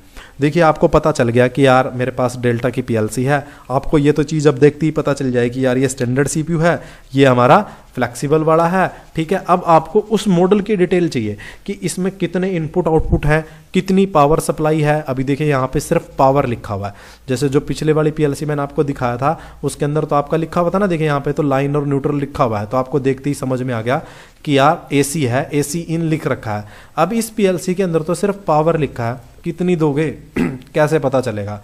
24 वोल्ट दे दी, 220 की हुई तो नहीं चलेगी, और अगर 24 वोल्ट की हुई 220 दे दी तो PLC जल जाएगी, खराब हो जाएगी। तो देखिए, ये जो PLC होती है इनकी साइड में एक ऐसे नंबर प्लेट लगी होती है। साइड में क्या लगी होती है, ऐसे एक नंबर प्लेट लगी रहती है। इस प्लेट के ऊपर सारी की सारी डिटेल रहती है। PLC इसके साइड में देखिए यहाँ पे लगा हुआ है, और इस PLC के पीछे की तरफ है, तो यहाँ से आपको इस PLC के पीछे की तरफ ये साइड से मिल जाएगा। ये जो PLC है इसमें भी आपको यहाँ पे साइड की तरफ देखने को मिलेगा। तो ये जो PLC हैं इसके अंदर एक नेम प्लेट आपको देखने को मिलेगा। इस नेम प्लेट की आपको फोटो खींच लेनी है, या PLC बाहर रखा है तो इसी से आपको सारी की सारी डिटेल मिल जाएगी। अब इससे क्या क्या डिटेल मिलती है वो देखिए आप। ये जो PLC है देखिए यहाँ पे ये नेम प्लेट लगा हुआ है। ठीक है, ये जो PLC है देखिए इसके यहाँ पे ये साइड में नेम प्लेट लगा हुआ है, इस PLC के यहाँ पे नेम प्लेट लगा हुआ है। तो ये नेम प्लेट की आप फोटो खींच लो, या PLC बाहर निकल रही है तो बाहर निकाल लो। ये जो नेम प्लेट है इसके ऊपर ये सारी डिटेल आपको मिलेगी। तो सबसे पहले तो इसके ऊपर देखिए लिखा हुआ है मॉडल आपको पता चल जाएगा DVP, मतलब DVP सीरीज की PLC है। 16 SP, ये जो अगला नंबर है 16, ये बता रहा है इनपुट और आउटपुट का नंबर। ठीक है, 16 SP 11R, मतलब कि R का एक मतलब है रिले टाइप है ये PLC। और पावर इनपुट की बात करूं तो 24 वोल्ट DC 2 वोट की है। आउटपुट मॉड्यूल की बात करूं तो 1.5 एम्पियर 250 वोल्ट AC भी दे सकता हूं इसके अंदर में। तो इस नंबर के ऊपर ये सारी की सारी डिटेल लिखी होगी। अब इसका क्या मतलब है, इसका इस नंबर से आपको क्या क्या चीज़ पता चलेगी, क्या मतलब है वो मैं आपको बताऊंगा। पावर इनपुट तो देखिए देखते ही पता चल जाएगा, 24 वोल्ट DC है, इसका मतलब 24 वोल्ट DC देनी है। 220 वोल्ट AC लिखा होता तो 220 वोल्ट AC देनी है। अब ये जो बाकी के नंबर बच गए DVP 18 SP 11R, इनसे आप पूरी की पूरी PLC की डिटेल निकाल सकते हो। वो कैसे निकाल सकते हो वो आप यहाँ पे देखिए, ये प्लेट नंबर प्लेट, और इसके अंदर देखिए जो सबसे पहले ये DVP लिखा हुआ है। इस DVP का क्या मतलब है, सीरीज, कि ये कौन सी सीरीज है डेल्टा की DVP सीरीज है। मैंने अभी आपको बताया था ना कि अलग अलग सीरीज आती है डेल्टा की, AH सीरीज आती है, AS सीरीज आती है। ये कौन सी सीरीज है जी, DVP सीरीज है। उसके बाद DVP के बाद जो ये अगले 2 नंबर हैं, ये जो अगले 2 नंबर हैं, मतलब कि ये यहाँ पे जो ये 16 लिखा हुआ है, ये आपको क्या बताएगा, ये आपको बताएगा टोटल इनपुट आउटपुट, मतलब इसके अंदर टोटल IO कितने हैं, 16। इनपुट और आउटपुट को दोनों को जोड़ोगे तो आपको कितने मिलेंगे, 16 मिलेंगे। ठीक है, उससे अगला जो 2 नंबर है देखिए, फिर ये इससे अगले जो 2 हैं ये बताएगा मॉडल, देखिए ये बताएगा क्या है, मॉडल। इसमें मॉडल के अंदर पता चलेगा कि कौन सा माइक्रो प्रोसेसर लगा हुआ है इसके अंदर। तो ये मॉडल यहाँ पे हमारे पास कौन सा है, एसपी, हमारे पास कौन सा है, एसपी। ये अलग अलग हो सकते हैं, यहाँ से आप सारी डिटेल ले सकते हो, वो जो मैं आपको बता रहा था। ES हो सकता है, ES2 हो सकता है, ES, EX2, SS, SS2, SC, SV, PM, हमारा कौन सा है, SP है। तो यहाँ से आपको इसकी डिटेल मिलेगी सारे की सारी कि ये कौन सा हमारा मॉडल है। उसके बाद अगला देखिए, अगला जो नंबर है 3 नंबर, ये बताएगा आपको पावर सप्लाई। ठीक है, यहाँ पे क्या लिखा हुआ है, अभी 11 लिखा हुआ है। अगर ये भी डिटेल नहीं है ना तो इस डिटेल के बिना भी पता चल जाएगा। अगर यहाँ पे 11 लिखा हुआ है तो इसका मतलब कौन सी है, डीसी पावर इनपुट है। और यहाँ पे अगर 11 की जगह क्या लिखा रहता, 00 लिखा रहता, 00 लिखा रहता तो इसका मतलब क्या होता, एसी पावर इनपुट होता। क्या होता, एसी पावर इनपुट होता। ये 11 लिखा है तो डीसी पावर इनपुट है। नीचे भी देखिए लिख रखा है उसने 24 वोल्ट डीसी, तो इस 11 का मतलब है डीसी पावर इनपुट। अब आउटपुट टाइप जो मैंने बताया था ना, देखो कि पीएलसी 3 टाइप की होती है आउटपुट के अकॉर्डिंग, वो यहां से आपको पता चलेगा। अगर आर लिखा है, ये जो 4 नंबर है, देखिए इस 4 नंबर से पता चलेगा आउटपुट टाइप। ये लास्ट वाला जॉब है, इससे क्या पता चलेगा, आउटपुट टाइप। ये जो 4 नंबर है, अगर आर लिखा है तो कौन सी टाइप है, रिले टाइप है।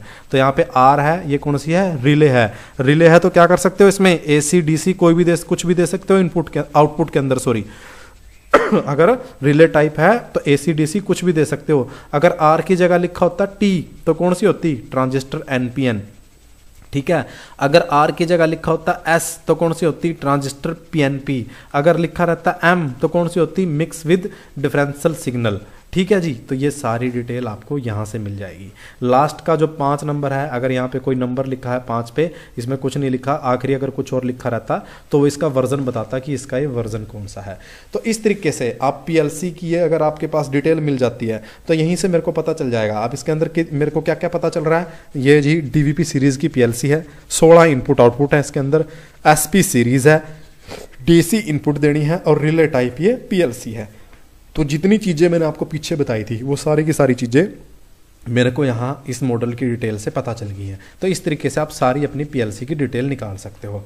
अब पीएलसी क्या होता है, देखिए पीएलसी मैं आपको ऑलरेडी बता चुका हूँ। एक ये सीक्वेंस कंट्रोलर होता है। सीक्वेंस कंट्रोलर का मतलब क्या है, ये कि सीक्वेंस को कंट्रोल करता है। ये बात जब हम प्रोग्रामिंग करते हैं तो हमें पता होनी बहुत जरूरी है।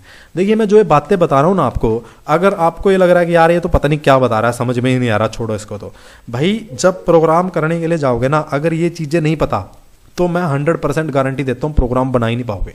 प्रोग्राम बना लिया, डाल भी दिया, उसके बाद मशीन को चला नहीं पाओगे, कहीं ना कहीं गड़बड़ होगा, वायरिंग में गड़बड़ हो जाएगी, प्रोग्राम आगे पीछे इनपुट आउटपुट को कंट्रोल करोगे, कुछ हो रहा होगा। ठीक है, कभी कुछ हो रहा होगा, कभी कुछ हो रहा होगा। तो ये बेसिक कंसेप्ट माइंड के अंदर पहले होना चाहिए पीएलसी पे काम करने से। अगर ये बेसिक चीज़ें आपके दिमाग में नहीं है, आपको नहीं पता, तो आप 100% चांस है गलती करोगे और ऐसी गलती करोगे कि फिर आपको खुद ही समझ में नहीं आएगा कि यार ये क्या हो रहा है, मेरे को तो पता ही नहीं चल रहा है क्या हो रहा है। तो ये सारी चीज़ें इसलिए मैं आपको बता रहा हूँ। तो पीएलसी क्या है, बेसिकली देखिए एक सीक्वेंस कंट्रोलर है। सीक्वेंस कंट्रोलर का मतलब क्या है कि इसके अंदर जो प्रोग्राम बनता है वो एक सीक्वेंस के अंदर बनता है कि पहले एक काम होगा, ठीक है, फिर उसके बाद दूसरा काम होगा, फिर तीसरा काम होगा, फिर चौथा काम होगा। तो पूरे का पूरा जो प्रोग्राम है उसको आपको किस में तोड़ना होगा, एक सीक्वेंस के अंदर तोड़ना होगा। एक सीक्वेंस बनानी होगी उसकी पहले कि सबसे पहले कैसे काम होगा। देखिए मैंने यहाँ पे कार वॉशिंग का एग्जांपल लिया है। अगर मेरे को एक कार की वॉशिंग के लिए प्रोग्राम बनाना है पीएलसी में, तो सबसे पहले मेरे को क्या करना पड़ेगा, उसका सीक्वेंस डिसाइड करना पड़ेगा कि सबसे पहले तो क्या होगा जी, एक कार आएगी, ठीक है, उसके लिए स्टार्ट स्टॉप का एक बटन रहेगा। जैसे ही मैं ये स्टार्ट वाला बटन दबाऊंगा, 1 नंबर सीक्वेंस हो गया कि इसको करने, इस प्रोग्राम को कैसे चलेगा। ये प्रोग्राम बटन होगा स्टार्ट और स्टॉप, सबसे पहले क्या दबा जाएगा, स्टार्ट वाला बटन दबाया जाएगा। स्टार्ट वाला बटन दबाने के बाद क्या होगा, मेरा पानी स्टार्ट हो जाएगा। स्टार्ट वाला बटन दबाने के बाद क्या होगा, मेरा पानी गिरना गाड़ी के ऊपर स्टार्ट हो जाएगा। पानी के बाद तीसरा स्टेप क्या होगा, मेरा डिटर्जेंट वगैरह लगेगा। पानी के बाद क्या होगा, मेरा डिटर्जेंट वगैरह लगेगा। डिटर्जेंट वगैरह लगने के बाद मेरे ब्रश चलेंगे। डिटर्जेंट वगैरह लगने के बाद क्या चलेंगे, ब्रश चलेंगे। चौथा स्टेप हो गया। उसके बाद ब्रश चलने के बाद क्या होगा जी, फिर से पानी चलेगा। मेरा पानी चलने से क्या होगा, ये जो ब्रश ने कीचड़ विचड़ था वो सब साफ हो जाएगा। और उसके बाद नेक्स्ट स्टेप क्या होगा, मेरा गाड़ी बाहर निकल जाएगी, ओपन हो जाएगा डोर और गाड़ी जो है मेरी साफ हो जाएगी। तो मैंने कार वॉशिंग का था, उस कार वॉशिंग का प्रोग्राम पीएलसी के अंदर क्या बनेगा, उसकी एक सीक्वेंस बनाई पहले। ये जो सीक्वेंस है पीएलसी इसी को कंट्रोल करेगा, इसी सीक्वेंस को चलाएगा, इसलिए इसको सीक्वेंस कंट्रोलर भी बोला जाता है। ये सिर्फ एक सीक्वेंस को कंट्रोल कर सकता है, मतलब आपका प्रोग्राम हमेशा 1 2 3 4 5 6 इसी स्टेप में चलेगा। अगर आप ये सोच रहे हो कि पहले 6 चल जाए कभी, फिर 4 चल जाए, फिर 3 चल जाए, ऐसा नहीं हो सकता। क्यों नहीं हो सकता? क्योंकि पीएलसी क्या है, एक सीक्वेंस कंट्रोलर है। आप जो सीक्वेंस प्रोग्राम का बना देते हो उसी सीक्वेंस को ये कंट्रोल करता है। ठीक है, the term sequence refer to a succession of order in which events occur. ठीक है, ये सारी जो चीजें मैंने आपको बताई उसकी अभी डेफिनेशन ये दे रखी है। ठीक है, तो इसको क्या बोलते हैं, इसलिए सीक्वेंस कंट्रोलर भी बोलते हैं। ये एक और सीक्वेंस का एग्जांपल है, आप यहाँ पे भी पीएलसी लगा सकते हो। जैसे एक प्लांट का एग्जांपल दे रखा है, एक बोटलिंग प्लांट का एग्जांपल है। यहाँ पे सबसे पहले देखिए बोतल आएंगी, बोतल की सबसे पहले क्या होगी, क्लीनिंग होगी। ठीक है, क्लीनिंग कर दी बोतलों की, उसके बाद लेबलिंग कर दिया, बोतलों पे लेबल लगा दिया। उसके बाद लेबल लगाने के बाद उसका इंस्पेक्शन किया, फिर उसकी पैकिंग करी, पैकिंग के बाद उसको अलग अलग डब्बों के अंदर शॉर्ट कर दिया, पैकिंग जो थी छोटी थी बड़ी थी जो भी था, पैक करके और फिर उसको वेयर हाउस के अंदर बेच दिया। और ये था, ये भी क्या है, एक सीक्वेंस हो गया। सबसे पहले क्या होगी, बोटलिंग की क्लीनिंग, फिर दूसरा स्टेप लेबलिंग, फिर तीसरा स्टेप इंस्पेक्शन, फिर चौथा स्टेप पैकेजिंग, फिर पांचवा स्टेप सॉर्टिंग। तो पीएलसी इस पूरे सीक्वेंस में ही चलेगा हमेशा। आपकी जो मशीन है इस सीक्वेंस को फॉलो करती चलेगी। आप ऐसा नहीं कर सकते कि पहले 3 कर दें फिर 2 कर दें और आपका काम से हो जाए, नहीं। पीएलसी एक सीक्वेंस को कंट्रोल कर सकता है। आप ऐसे ही प्रोग्राम बना सकते हो जिसके अंदर आपकी एक सीक्वेंस फॉलो होती है। अगर आपकी प्रोग्राम की कोई सीक्वेंस नहीं है, रैंडमली आपका प्रोग्राम चलना है कि प्रोग्राम आपका जो है वो रिजल्ट डिपेंडेंट होगा, सीक्वेंस डिपेंडेंट नहीं होगा कि कुछ रिजल्ट आएगा फिर ये होगा फिर ये होगा, तो पीएलसी आपका काम नहीं कर पाएगा। अगर आपको कोई सीक्वेंस को कंट्रोल करना है, कोई ऐसी मशीन, कोई ऐसा टास्क जिसके अंदर एक सीक्वेंस बनी हुई है, तो ये आपका पीएलसी काम करेगा, नहीं तो आपका पीएलसी काम नहीं करेगा। इसलिए इसको क्या बोला जाता है, एक सीक्वेंस कंट्रोलर भी बोला जाता है। और इसका प्रोग्राम भी ऐसे ही बनता है सीक्वेंस के अंदर। अभी जब मैं प्रोग्राम बना के बताऊंगा तो आपको ये चीज समझ में आएगी कि इसका क्या मतलब था सीक्वेंस कंट्रोलिंग का। ठीक है, अब पीएलसी के अंदर इनपुट जो होते हैं उनको किससे डिनोट किया जाता है, एक्स से डिनोट किया जाता है, और आउटपुट को वाई से डिनोट किया जाता है। इनपुट एक्स वो एरिया होता है जो फील्ड से सिग्नल को रिसीव करता है और प्रोसेसर के साथ कनेक्ट कर देता है। वाई आउटपुट होता है, ये वो एरिया होता है जो प्रोसेसर से आउटपुट लेके फील्ड के अंदर हमें देता है, जहां पे हम रिले वगैरह अपने लगाते हैं।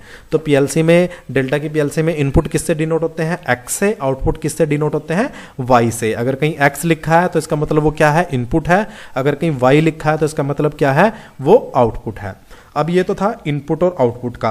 अब जो पीएलसी को प्रोग्राम करना है, कैसे करना है प्रोग्राम, पीएलसी को प्रोग्राम करने के लिए देखिए 5 लैंग्वेज मेनली इस्तेमाल में की जाती हैं। पीएलसी का प्रोग्रामिंग किस में कर सकते हैं हम, 5 लैंग्वेज के अंदर कर सकते हैं। ये 5 लैंग्वेज कौन सी होती है, लैडर होती है, इंस्ट्रक्शन लिस्ट होती है, स्टैटिक टेस्ट होती है, फंक्शन ब्लॉक डायग्राम और सिक्वेंशियल फंक्शन चार्ट। ये 5 प्रोग्रामिंग लैंग्वेज होती हैं। ठीक है, इसके अंदर जो लैडर होता है वो जनरली हम यूज़ करते हैं, जो इलेक्ट्रिकल फील्ड से जुड़े हुए लोग होते हैं वो जो पीएलसी की प्रोग्रामिंग करते हैं वो लैडर के अंदर करते हैं, और इस तरीके से बनता है left to right, top to bottom. हम भी जो प्रोग्रामिंग करेंगे इस कोर्स के अंदर वो लैडर प्रोग्रामिंग लैंग्वेज के अंदर ही करेंगे। दूसरा आपका इंस्ट्रक्शन लिस्ट रहती है, इंस्ट्रक्शन लिस्ट में ऐसे इंस्ट्रक्शन लिख के हम प्रोग्राम बनाते हैं। तीसरा आपका स्ट्रक्चर टेस्ट वगैरह रहता है, एसटी। इसके अंदर हम ऐसे टेक्स्ट के अंदर, जैसे टेक्स्ट लैंग्वेज होती है सी प्लस वगैरह, उसके अंदर हम जो प्रोग्रामिंग करते हैं वैसे हम इसके अंदर प्रोग्रामिंग करते हैं। जो अगला रहता है हमारा फंक्शन और ब्लॉक डायग्राम। यहाँ पे फंक्शन ब्लॉक डायग्राम के अंदर एफबीडी बना के ऐसे हम ब्लॉक बना के प्रोग्राम करते हैं। और लास्ट जो हमारा रहता है वो सिक्वेंशियल फंक्शनल चार्ट रहता है, एसएफसी। इसके अंदर हम ऐसे फंक्शन चार्ट्स बनाते हैं सीक्वेंस के अंदर और फिर हम इसको पीएलसी को प्रोग्राम करते हैं। तो ये 5 अलग अलग प्रोग्रामिंग लैंग्वेज होती हैं पीएलसी के अंदर। हम किसको फॉलो करेंगे, लैडर को फॉलो करेंगे। अब लैडर के अंदर क्या होता है, देखिए लैडर के अंदर जो एग्जीक्यूशन होता है हमें सबसे पहले तो वो पता होना चाहिए, क्योंकि लैडर प्रोग्रामिंग लैंग्वेज सीखनी है और यही नहीं पता कि लैडर काम कैसे करता है, फिर तो कर लिया प्रोग्राम और चल गई पीएलसी और चला दी मशीन। ठीक है, लैडर के अंदर इस तरीके से रहते हैं। ठीक है, इसके अंदर ये 1 बाय 1 एक लाइन रहती है जिसमें इनपुट और आउटपुट डिवाइस जुड़ते हैं, इनको बोलते हैं रंग। ये जो एक लाइन है इसको क्या बोलते हैं, रंग बोलते हैं। इसका जो एग्जीक्यूशन होता है वो लेफ्ट टू राइट और टॉप टू बॉटम होता है, मतलब पीएलसी इसको ऐसे हुए पढ़ता आता है, लेफ्ट टू राइट और टॉप टू बॉटम। लैडर बनता कैसे है, 2 लाइनें आपकी रहेंगी ऐसे वर्टिकली और उनको आपस में एक लाइन जोड़ेगी। इस ये जो एक लाइन है इसको बोलेंगे क्या, एक रंग। ठीक है, जो दूसरी लाइन है इसको बोलेंगे 2 रंग।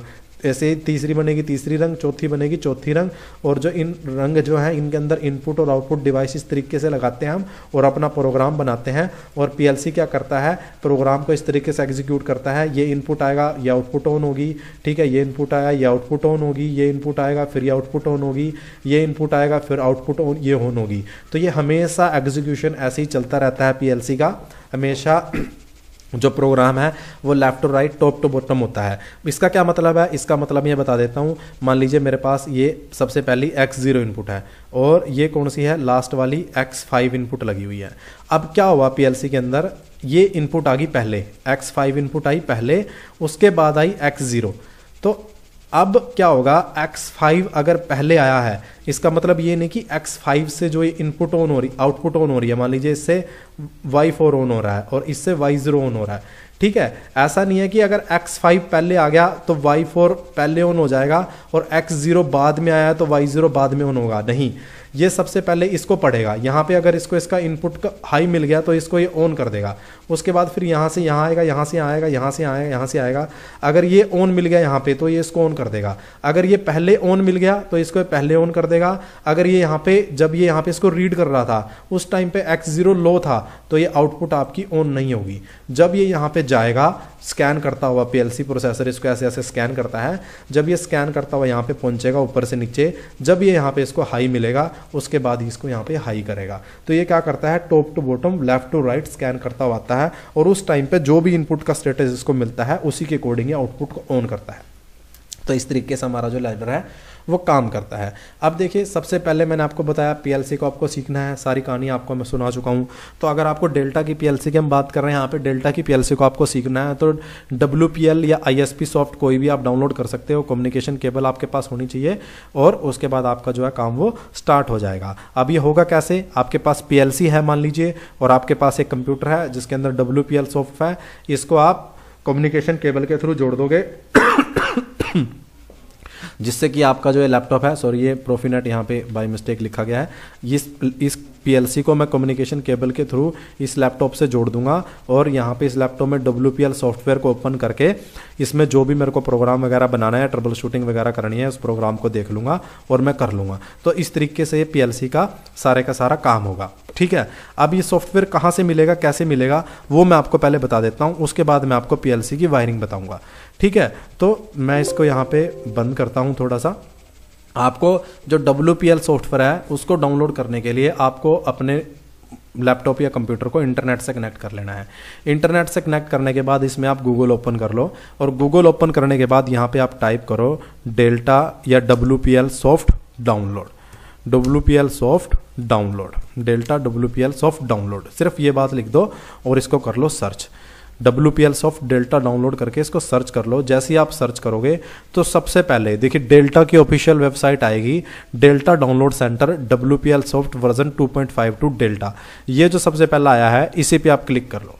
इस पे क्लिक करने के बाद आपके पास जो डेल्टा की वेबसाइट है वो ओपन हो जाएगी आपके कंप्यूटर में और यहाँ से आप इस सॉफ्टवेयर को डाउनलोड कर सकते हो और डाउनलोड करने के बाद आप क्या कर सकते हो, इंस्टॉल कर सकते हो। देखिए यहाँ पे लिखा गया है सबसे पहले ही WPL सॉफ्ट वर्जन 2.52 और यहाँ पे जो फाइल दिखाई दे रहा है आपको, ये फाइल दिखाई दे रहा है, आप इस पर क्लिक करोगे तो आपकी डाउनलोडिंग स्टार्ट हो जाएगी। यहाँ पे देखिए मैंने जैसे ही इस पर क्लिक किया तो मेरी यहाँ पे डाउनलोडिंग स्टार्ट हो रही है। ये यहाँ पे WPL जो सॉफ्टवेयर है यहाँ पे डाउनलोड हो जाएगा। इस EXE को डाउनलोड करने के बाद आपको इसको इसमें इंस्टॉल कर लेना है। इंस्टॉल करने का बिल्कुल सिंपल मेथड है, इसके अंदर आपको कुछ नहीं करना, जैसे ही जो भी प्रोसेस ओपन होगी उसमें एक्सेप्ट करके और yes yes yes yes yes yes आपको करते चला जाना है। अगर फिर भी आपको यहाँ पे कोई समस्या आ जाती है इसको इंस्टॉल करने में तो मैंने एक पूरे का पूरा वीडियो बना रखा है, ठीक है, उसके अंदर इंस्टॉलेशन के स्टेप 1 by 1 बता रखे हैं, तो आप चैनल पे जाके वो वीडियो देख सकते हो कि how to install WPL software, Delta PLC programming software in your laptop. तो इस तरीके से आप इसको इंस्टॉल कर दोगे तो आपके पास जो आपका सॉफ्टवेयर है PLC का वो हो जाएगा। अब आपको सॉफ्टवेयर भी मिल गया। अब थोड़ा सा वायरिंग के बारे में बता देता हूं कि PLC ये जो है इसमें इनपुट आउटपुट आपको कैसे जोड़ने हैं, तब तक आप इसको सॉफ्टवेयर को इंस्टॉल कर लीजिए।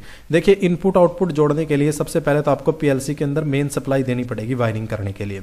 तो यहाँ पे ये जो लाइन और न्यूट्रल दिखा हुआ है आप इस पर क्या कर दोगे, एक MCB लोगे, MCB के अंदर, ठीक है, MCB लोगे इंस्टॉल करने के लिए और दूसरा एक SMPS लोगे आप, इसको 24 वोल्ट की जो इनपुट आउटपुट है आपको उसको इंस्टॉल करने के लिए। ठीक है, ये यहाँ पे मैंने SMPS ले लिया, एक ये MCB ले लिया, ये PLC ले लिया। ठीक है, अब ये जो MCB है, इस MCB पे मैं लाइन और न्यूट्रल मेन सप्लाई जोड़ दूंगा इनपुट में, और फिर इस MCB से आउटपुट उठा के जो PLC का ये लाइन वाला टर्मिनल है इस पे जोड़ दूंगा, और एक न्यूट्रल वाले से उठा के जो न्यूट्रल वाला टर्मिनल है उस पर एक वायर को कनेक्ट कर दूंगा। तो जैसे ये वायर मैं जोड़ूंगा MCB के थ्रू PLC पे लाइन और न्यूट्रल की सप्लाई दूंगा मैं, जो मेरा ये पावर वाला इंडिकेटर है, ये इंडिकेटर मेरा ग्लो करने लग जाएगा। ये जो पावर का इंडिकेटर है ये क्या करने लग जाएगा, ग्लो करने लग जाएगा। इसका मतलब PLC के अंदर हमारी पावर आ चुकी होगी, PLC हमारी ऑन हो चुकी होगी। अब जो इनपुट की मेरे को आगे वायरिंग करनी है कि ये जो X0, X1, X2 की इनकी वायरिंग करनी है, इसकी वायरिंग करने के लिए मेरे को एक SMPS की जरूरत पड़ेगी। इस SMPS को ऑन करने के लिए यहाँ पे मैं लाइन और न्यूट्रल जोड़ दूंगा। ये जो लाइन है और ये जो न्यूट्रल है इसको मैं जोड़ दूंगा, तो इससे इस SMPS के अंदर भी मेरी पावर आ जाएगी। उसके बाद यहाँ पे जो PLC में आपको एक SS लिखा दिखा टर्मिनल दिखाई दे रहा होगा, ये जो SS लिखा हुआ है, ठीक है, इस वाले SS पे मैं नेगेटिव से एक वायर उठाऊंगा या पॉजिटिव से एक वायर उठाऊंगा, कहीं से भी उठा लो कोई दिक्कत नहीं है, चाहे आप ये माइनस वाले से उठा लो चाहे पॉजिटिव वाले से उठा लो, दोनों में से कहीं भी उठा के कोई भी वायर लगा सकते हो। बस इस SS पे जो भी आप वायर लगाओगे SMPS के पॉजिटिव या नेगेटिव से उठा के, उसकी जो अपोजिट वाली वायर है फिर आपको उसको यूज करना है। तो मैं यहाँ पे जो नेगेटिव वाली वायर है उसको उठाऊंगा और इस वायर को एक यहाँ पे कनेक्ट कर दूंगा। मतलब ये जो SS टर्मिनल है इस पे मैंने एक वायर कनेक्ट कर दी, कहाँ से, SMPS के नेगेटिव वाले से उठा के। अब मेरे को इस पे कोई पुश बटन की वायरिंग करनी है, तो मैं क्या करूंगा, इस पुश बटन के ऊपर जो मेरा SMPS का पॉजिटिव है, दूसरी पोलैरिटी, उससे एक वायर उठाऊंगा और इस पुश बटन के पीछे जो NO या NC है उस पे जोड़ दूंगा, और फिर इस पुश बटन से इस वायर को उठा के कहाँ लेके चला जाऊंगा, X0 पे लेके चला जाऊंगा। तो ये मेरी वायरिंग इनपुट की कंप्लीट हो चुकी है। अब देखिए मैंने SS पे क्या जोड़ा है, नेगेटिव जोड़ा है, SS पे जोड़ा नेगेटिव, तो पुश बटन के थ्रू जो स्विचिंग डिवाइस है उनके थ्रू क्या लेके आया, पॉजिटिव। अगर मैं यहाँ पे SS पे पॉजिटिव जोड़ देता तो फिर यहाँ पे क्या लेता, मैं नेगेटिव लेता। मतलब जो भी SS पे जोड़ूंगा उसकी अपोजिट जो है वही मेरे को अपने जो स्विचिंग डिवाइस है उनके थ्रू फिर लेके आना है। ठीक है, अब मान लीजिए सिलेक्टर स्विच की वायरिंग करनी है, तो क्या करूंगा, सिंपल मैं काम करूंगा एक, ठीक है, सॉरी, सिलेक्टर स्विच की वायरिंग करनी है, सिलेक्टर स्विच की वायरिंग करूंगा तो एक यहाँ से उठाया, लूप कर लिया यहाँ पे नेगेटिव का, और फिर यहाँ से एक उठा के इस वायर को ले जाके चला जाऊंगा X1 पे। तो इस तरीके से जितने चाहे इनपुट में उनको कनेक्ट कर सकता हूँ, X0, X1, X2। SS पे सिर्फ एक ही वायर कनेक्ट करना है। उसके बाद जो ये पॉजिटिव वाला है इससे लूप बनाते बनाते जितने भी और डिवाइसेज हैं उनको जितने नंबर पर जोड़ना चाहता हूँ वहाँ पर मैं इनको कनेक्ट कर सकता हूँ। तो इस तरीके से PLC के सिंपलेस्ट वे में वायरिंग कर सकते हैं। अब ये जो वायरिंग है ये दो टाइप की होती है। देखिए मैंने आपको बताया, अभी मैंने क्या किया था, नेगेटिव कनेक्ट किया था। तो PLC के अंदर जो वायरिंग है वो दो टाइप की होती है, एक सोर्स और एक होता है सिंक। PLC में जो वायरिंग करते हैं वो कितने टाइप से करते हैं, दो टाइप से करते हैं, सोर्स और सिंक। इनपुट वायरिंग की बात कर रहा हूँ, आउटपुट में मत जाना। आउटपुट में रिले, ट्रांजिस्टर, ट्रैक वो अलग चीज़ है। अभी इनपुट वायरिंग की बात हो रही है कि इनपुट वायरिंग PLC में दो तरीके से कर सकते हैं, सोर्स और सिंक। ठीक है, सिंक के अंदर क्या होता है, मैं जो नेगेटिव है, जो SS है, जो SS वाला कॉमन टर्मिनल है, SS क्या है, कॉमन है। जो भी मैंने PLC पे आपको बताया था ना, SS ये कॉमन है। अगर मैंने SS पे 0 वोल्ट जोड़ा, मैंने SS पे क्या जोड़ा, 0 वोल्ट जोड़ा, तो उसको क्या बोलूंगा, सिंक बोलूंगा। और अगर मैंने SS पे 24 वोल्ट जोड़ा तो उसको मैं क्या बोलूंगा, सोर्स बोलूंगा। अगर मैंने SS पे क्या जोड़ा, सॉरी, अगर मैंने SS पे 24 वोल्ट जोड़ा, SS पे मैंने क्या जोड़ा, 24 वोल्ट जोड़ा, यहाँ पे थोड़ा सा उल्टा बोल दिया मैंने। अगर मैंने SS पे 24 वोल्ट जोड़ा और जो मेरे स्विचिंग डिवाइस थे उन पे मैंने 0 वोल्ट के थ्रू कंट्रोलिंग करी है, तो इसको क्या बोलूंगा, मैं सिंक बोलूंगा। अगर SS पे 24 वोल्ट जोड़ा है और जो दूसरे डिवाइसेज है उन पे 0 वोल्ट घुमा के ला रहा हूँ तो सिंक। और अगर SS पे मैंने 0 वोल्ट जोड़ा है, SS पे क्या जोड़ा है, 0 वोल्ट जोड़ा है, SS पे क्या जोड़ दिया, 0 वोल्ट जोड़ दिया, और जो स्विचिंग डिवाइस है उनके थ्रू क्या आ रहा है, 24 वोल्ट आ रहा है, तो मैं उसको क्या बोलूंगा, सोर्स बोलूंगा। कुल मिला के जो सिंक है वो NPN होता है और जो सोर्स है वो PNP होता है। सिंक क्या होता है, NPN, और सोर्स क्या होता है, PNP होता है। थोड़ा सा मैंने गलत बोल दिया तो उसकी वजह से कंफ्यूज मत हो जाना। अगर मैंने SS पे 24 वोल्ट दे दिया, अगर SS पे प्लस दिया है, 24 वोल्ट दिया है, और जो स्विच वगैरह है उन पे 0 वोल्ट दिया है, तो उसको बोलूंगा सिंक। अगर SS पे 0 वोल्ट दिया है और जो स्विच वगैरह है उनसे 24 वोल्ट को लूप करके लाया हूं तो उसको बोलूंगा सोर्स। जो सिंक होता है वो NPN भी होता है, और NPN में 0 वोल्ट हमारी क्या होती है, आउटपुट होती है। जो सोर्स होता है वो हमारा PNP होता है, और इसके अंदर जो हमारी आउटपुट क्या होती है वो पॉजिटिव होती है। तो ये था सोर्स और सिंक का। ठीक है, अब अगर आउटपुट की वायरिंग करनी है तो कैसे कर सकता हूँ, जो आउटपुट के अंदर कॉमन दे रखा था, देखिए जो आउटपुट में कॉमन दे रखा है वहाँ पे जो चीज़ मैं इन कर दूंगा, मान लीजिए यहाँ पे 24 वोल्ट इन कर दिया, तो जो अगला Y0 है उससे मेरे को 24 वोल्ट आउटपुट में मिल जाएगा। अब ये कॉमन जितने कॉमन रहते हैं, मान लीजिए कॉमन 0 है, इसके बाद ये Y0 आ रहा है, ठीक है, तो इसका मतलब Y0 के लिए कॉमन क्या है, कॉम 0 है। अब Y0 के बाद कॉम 1 आ गया और उसके बाद Y1 आया, तो Y1 के लिए कॉमन क्या होगा, कॉम 1 होगा। ऐसे ही फिर अगला कॉमन आ गया तो Y2 के लिए कॉमन क्या होगा, कॉम 2 होगा। अब अगर मान लीजिए इसके बाद Y3 आता और कॉमन नहीं आता तो Y3 के लिए भी कॉमन क्या हो जाता, कॉम 2 हो जाता। तो जब तक नेक्स्ट कॉमन नहीं आता, पिछले वाली जो आउटपुट होती है Y, उनके लिए जो कॉमन है वो सेम रहता है। तो इस कॉमन पे अगर रिले टाइप कॉमन है तो 24 वोल्ट या 220 कुछ भी इन कर दूंगा, जो भी इन करूंगा वही आउटपुट में मिल जाएगा। 220 करूंगा तो 220 आ जाएगा, 24 वोल्ट करूंगा तो 24 वोल्ट आ जाएगा। ट्रांजिस्टर है तो सिर्फ 24 वोल्ट ही कर सकता हूँ, ट्रायक है तो सिर्फ AC को ही कर सकता हूँ। तो इस तरीके से आउटपुट की वायरिंग को मैं कर सकता हूँ। अब देखिए यहाँ पे कॉम 3 आ गया, Y4, Y5, Y6, Y7 आया, उसके बाद कॉम 4 आया। तो ये जो कॉम 3 है ये 1, 2, 3, 4 इन 4 आउटपुट के लिए कॉमन है। Y4, Y5, Y6 और Y7 के लिए कॉमन कौन सा है, एक ही कॉमन है। तो यहाँ पे मैंने 24 वोल्ट इन किया, तो Y4 जब ऑन होगा तो क्या मिलेगा, 24 वोल्ट मिलेगा। Y5 भी ऑन होगा तो क्या मिलेगा, 24 वोल्ट मिलेगा। Y6 ऑन होगा तो भी 24 मिलेगा, Y7 ऑन होगा तो भी 24 मिलेगा। क्यों, क्योंकि इन चारों के लिए कॉमन एक है, हमारा एक ही कॉमन है, कॉमन 3। तो इस तरीके से आप आउटपुट की वायरिंग कर सकते हो। अब चलते हैं प्रोग्रामिंग की तरफ। आई होप आपने सॉफ्टवेयर WPL इंस्टॉल कर लिया होगा और आपके पास आ चुका होगा। अब अगर आपको PLC के अंदर कोई आउटपुट की कॉइल लगानी है, अभी मैं सॉफ्टवेयर के अंदर जब मैं जाऊंगा तो मेरे को कोई आउटपुट को ऑन करना है, कॉइल लगानी है, ठीक है, तो मैं उसके लिए क्या करूंगा, NC लगाना है उसके लिए क्या करूंगा, डिले देना है तो टाइमर लगाऊंगा, काउंटिंग लगानी है तो काउंटर लगाऊंगा। तो ये 4 चीज़ें हमें करनी है अभी प्रोग्राम बनाते हुए कि PLC का जब प्रोग्राम बनेगा तो हमें क्या क्या करना है।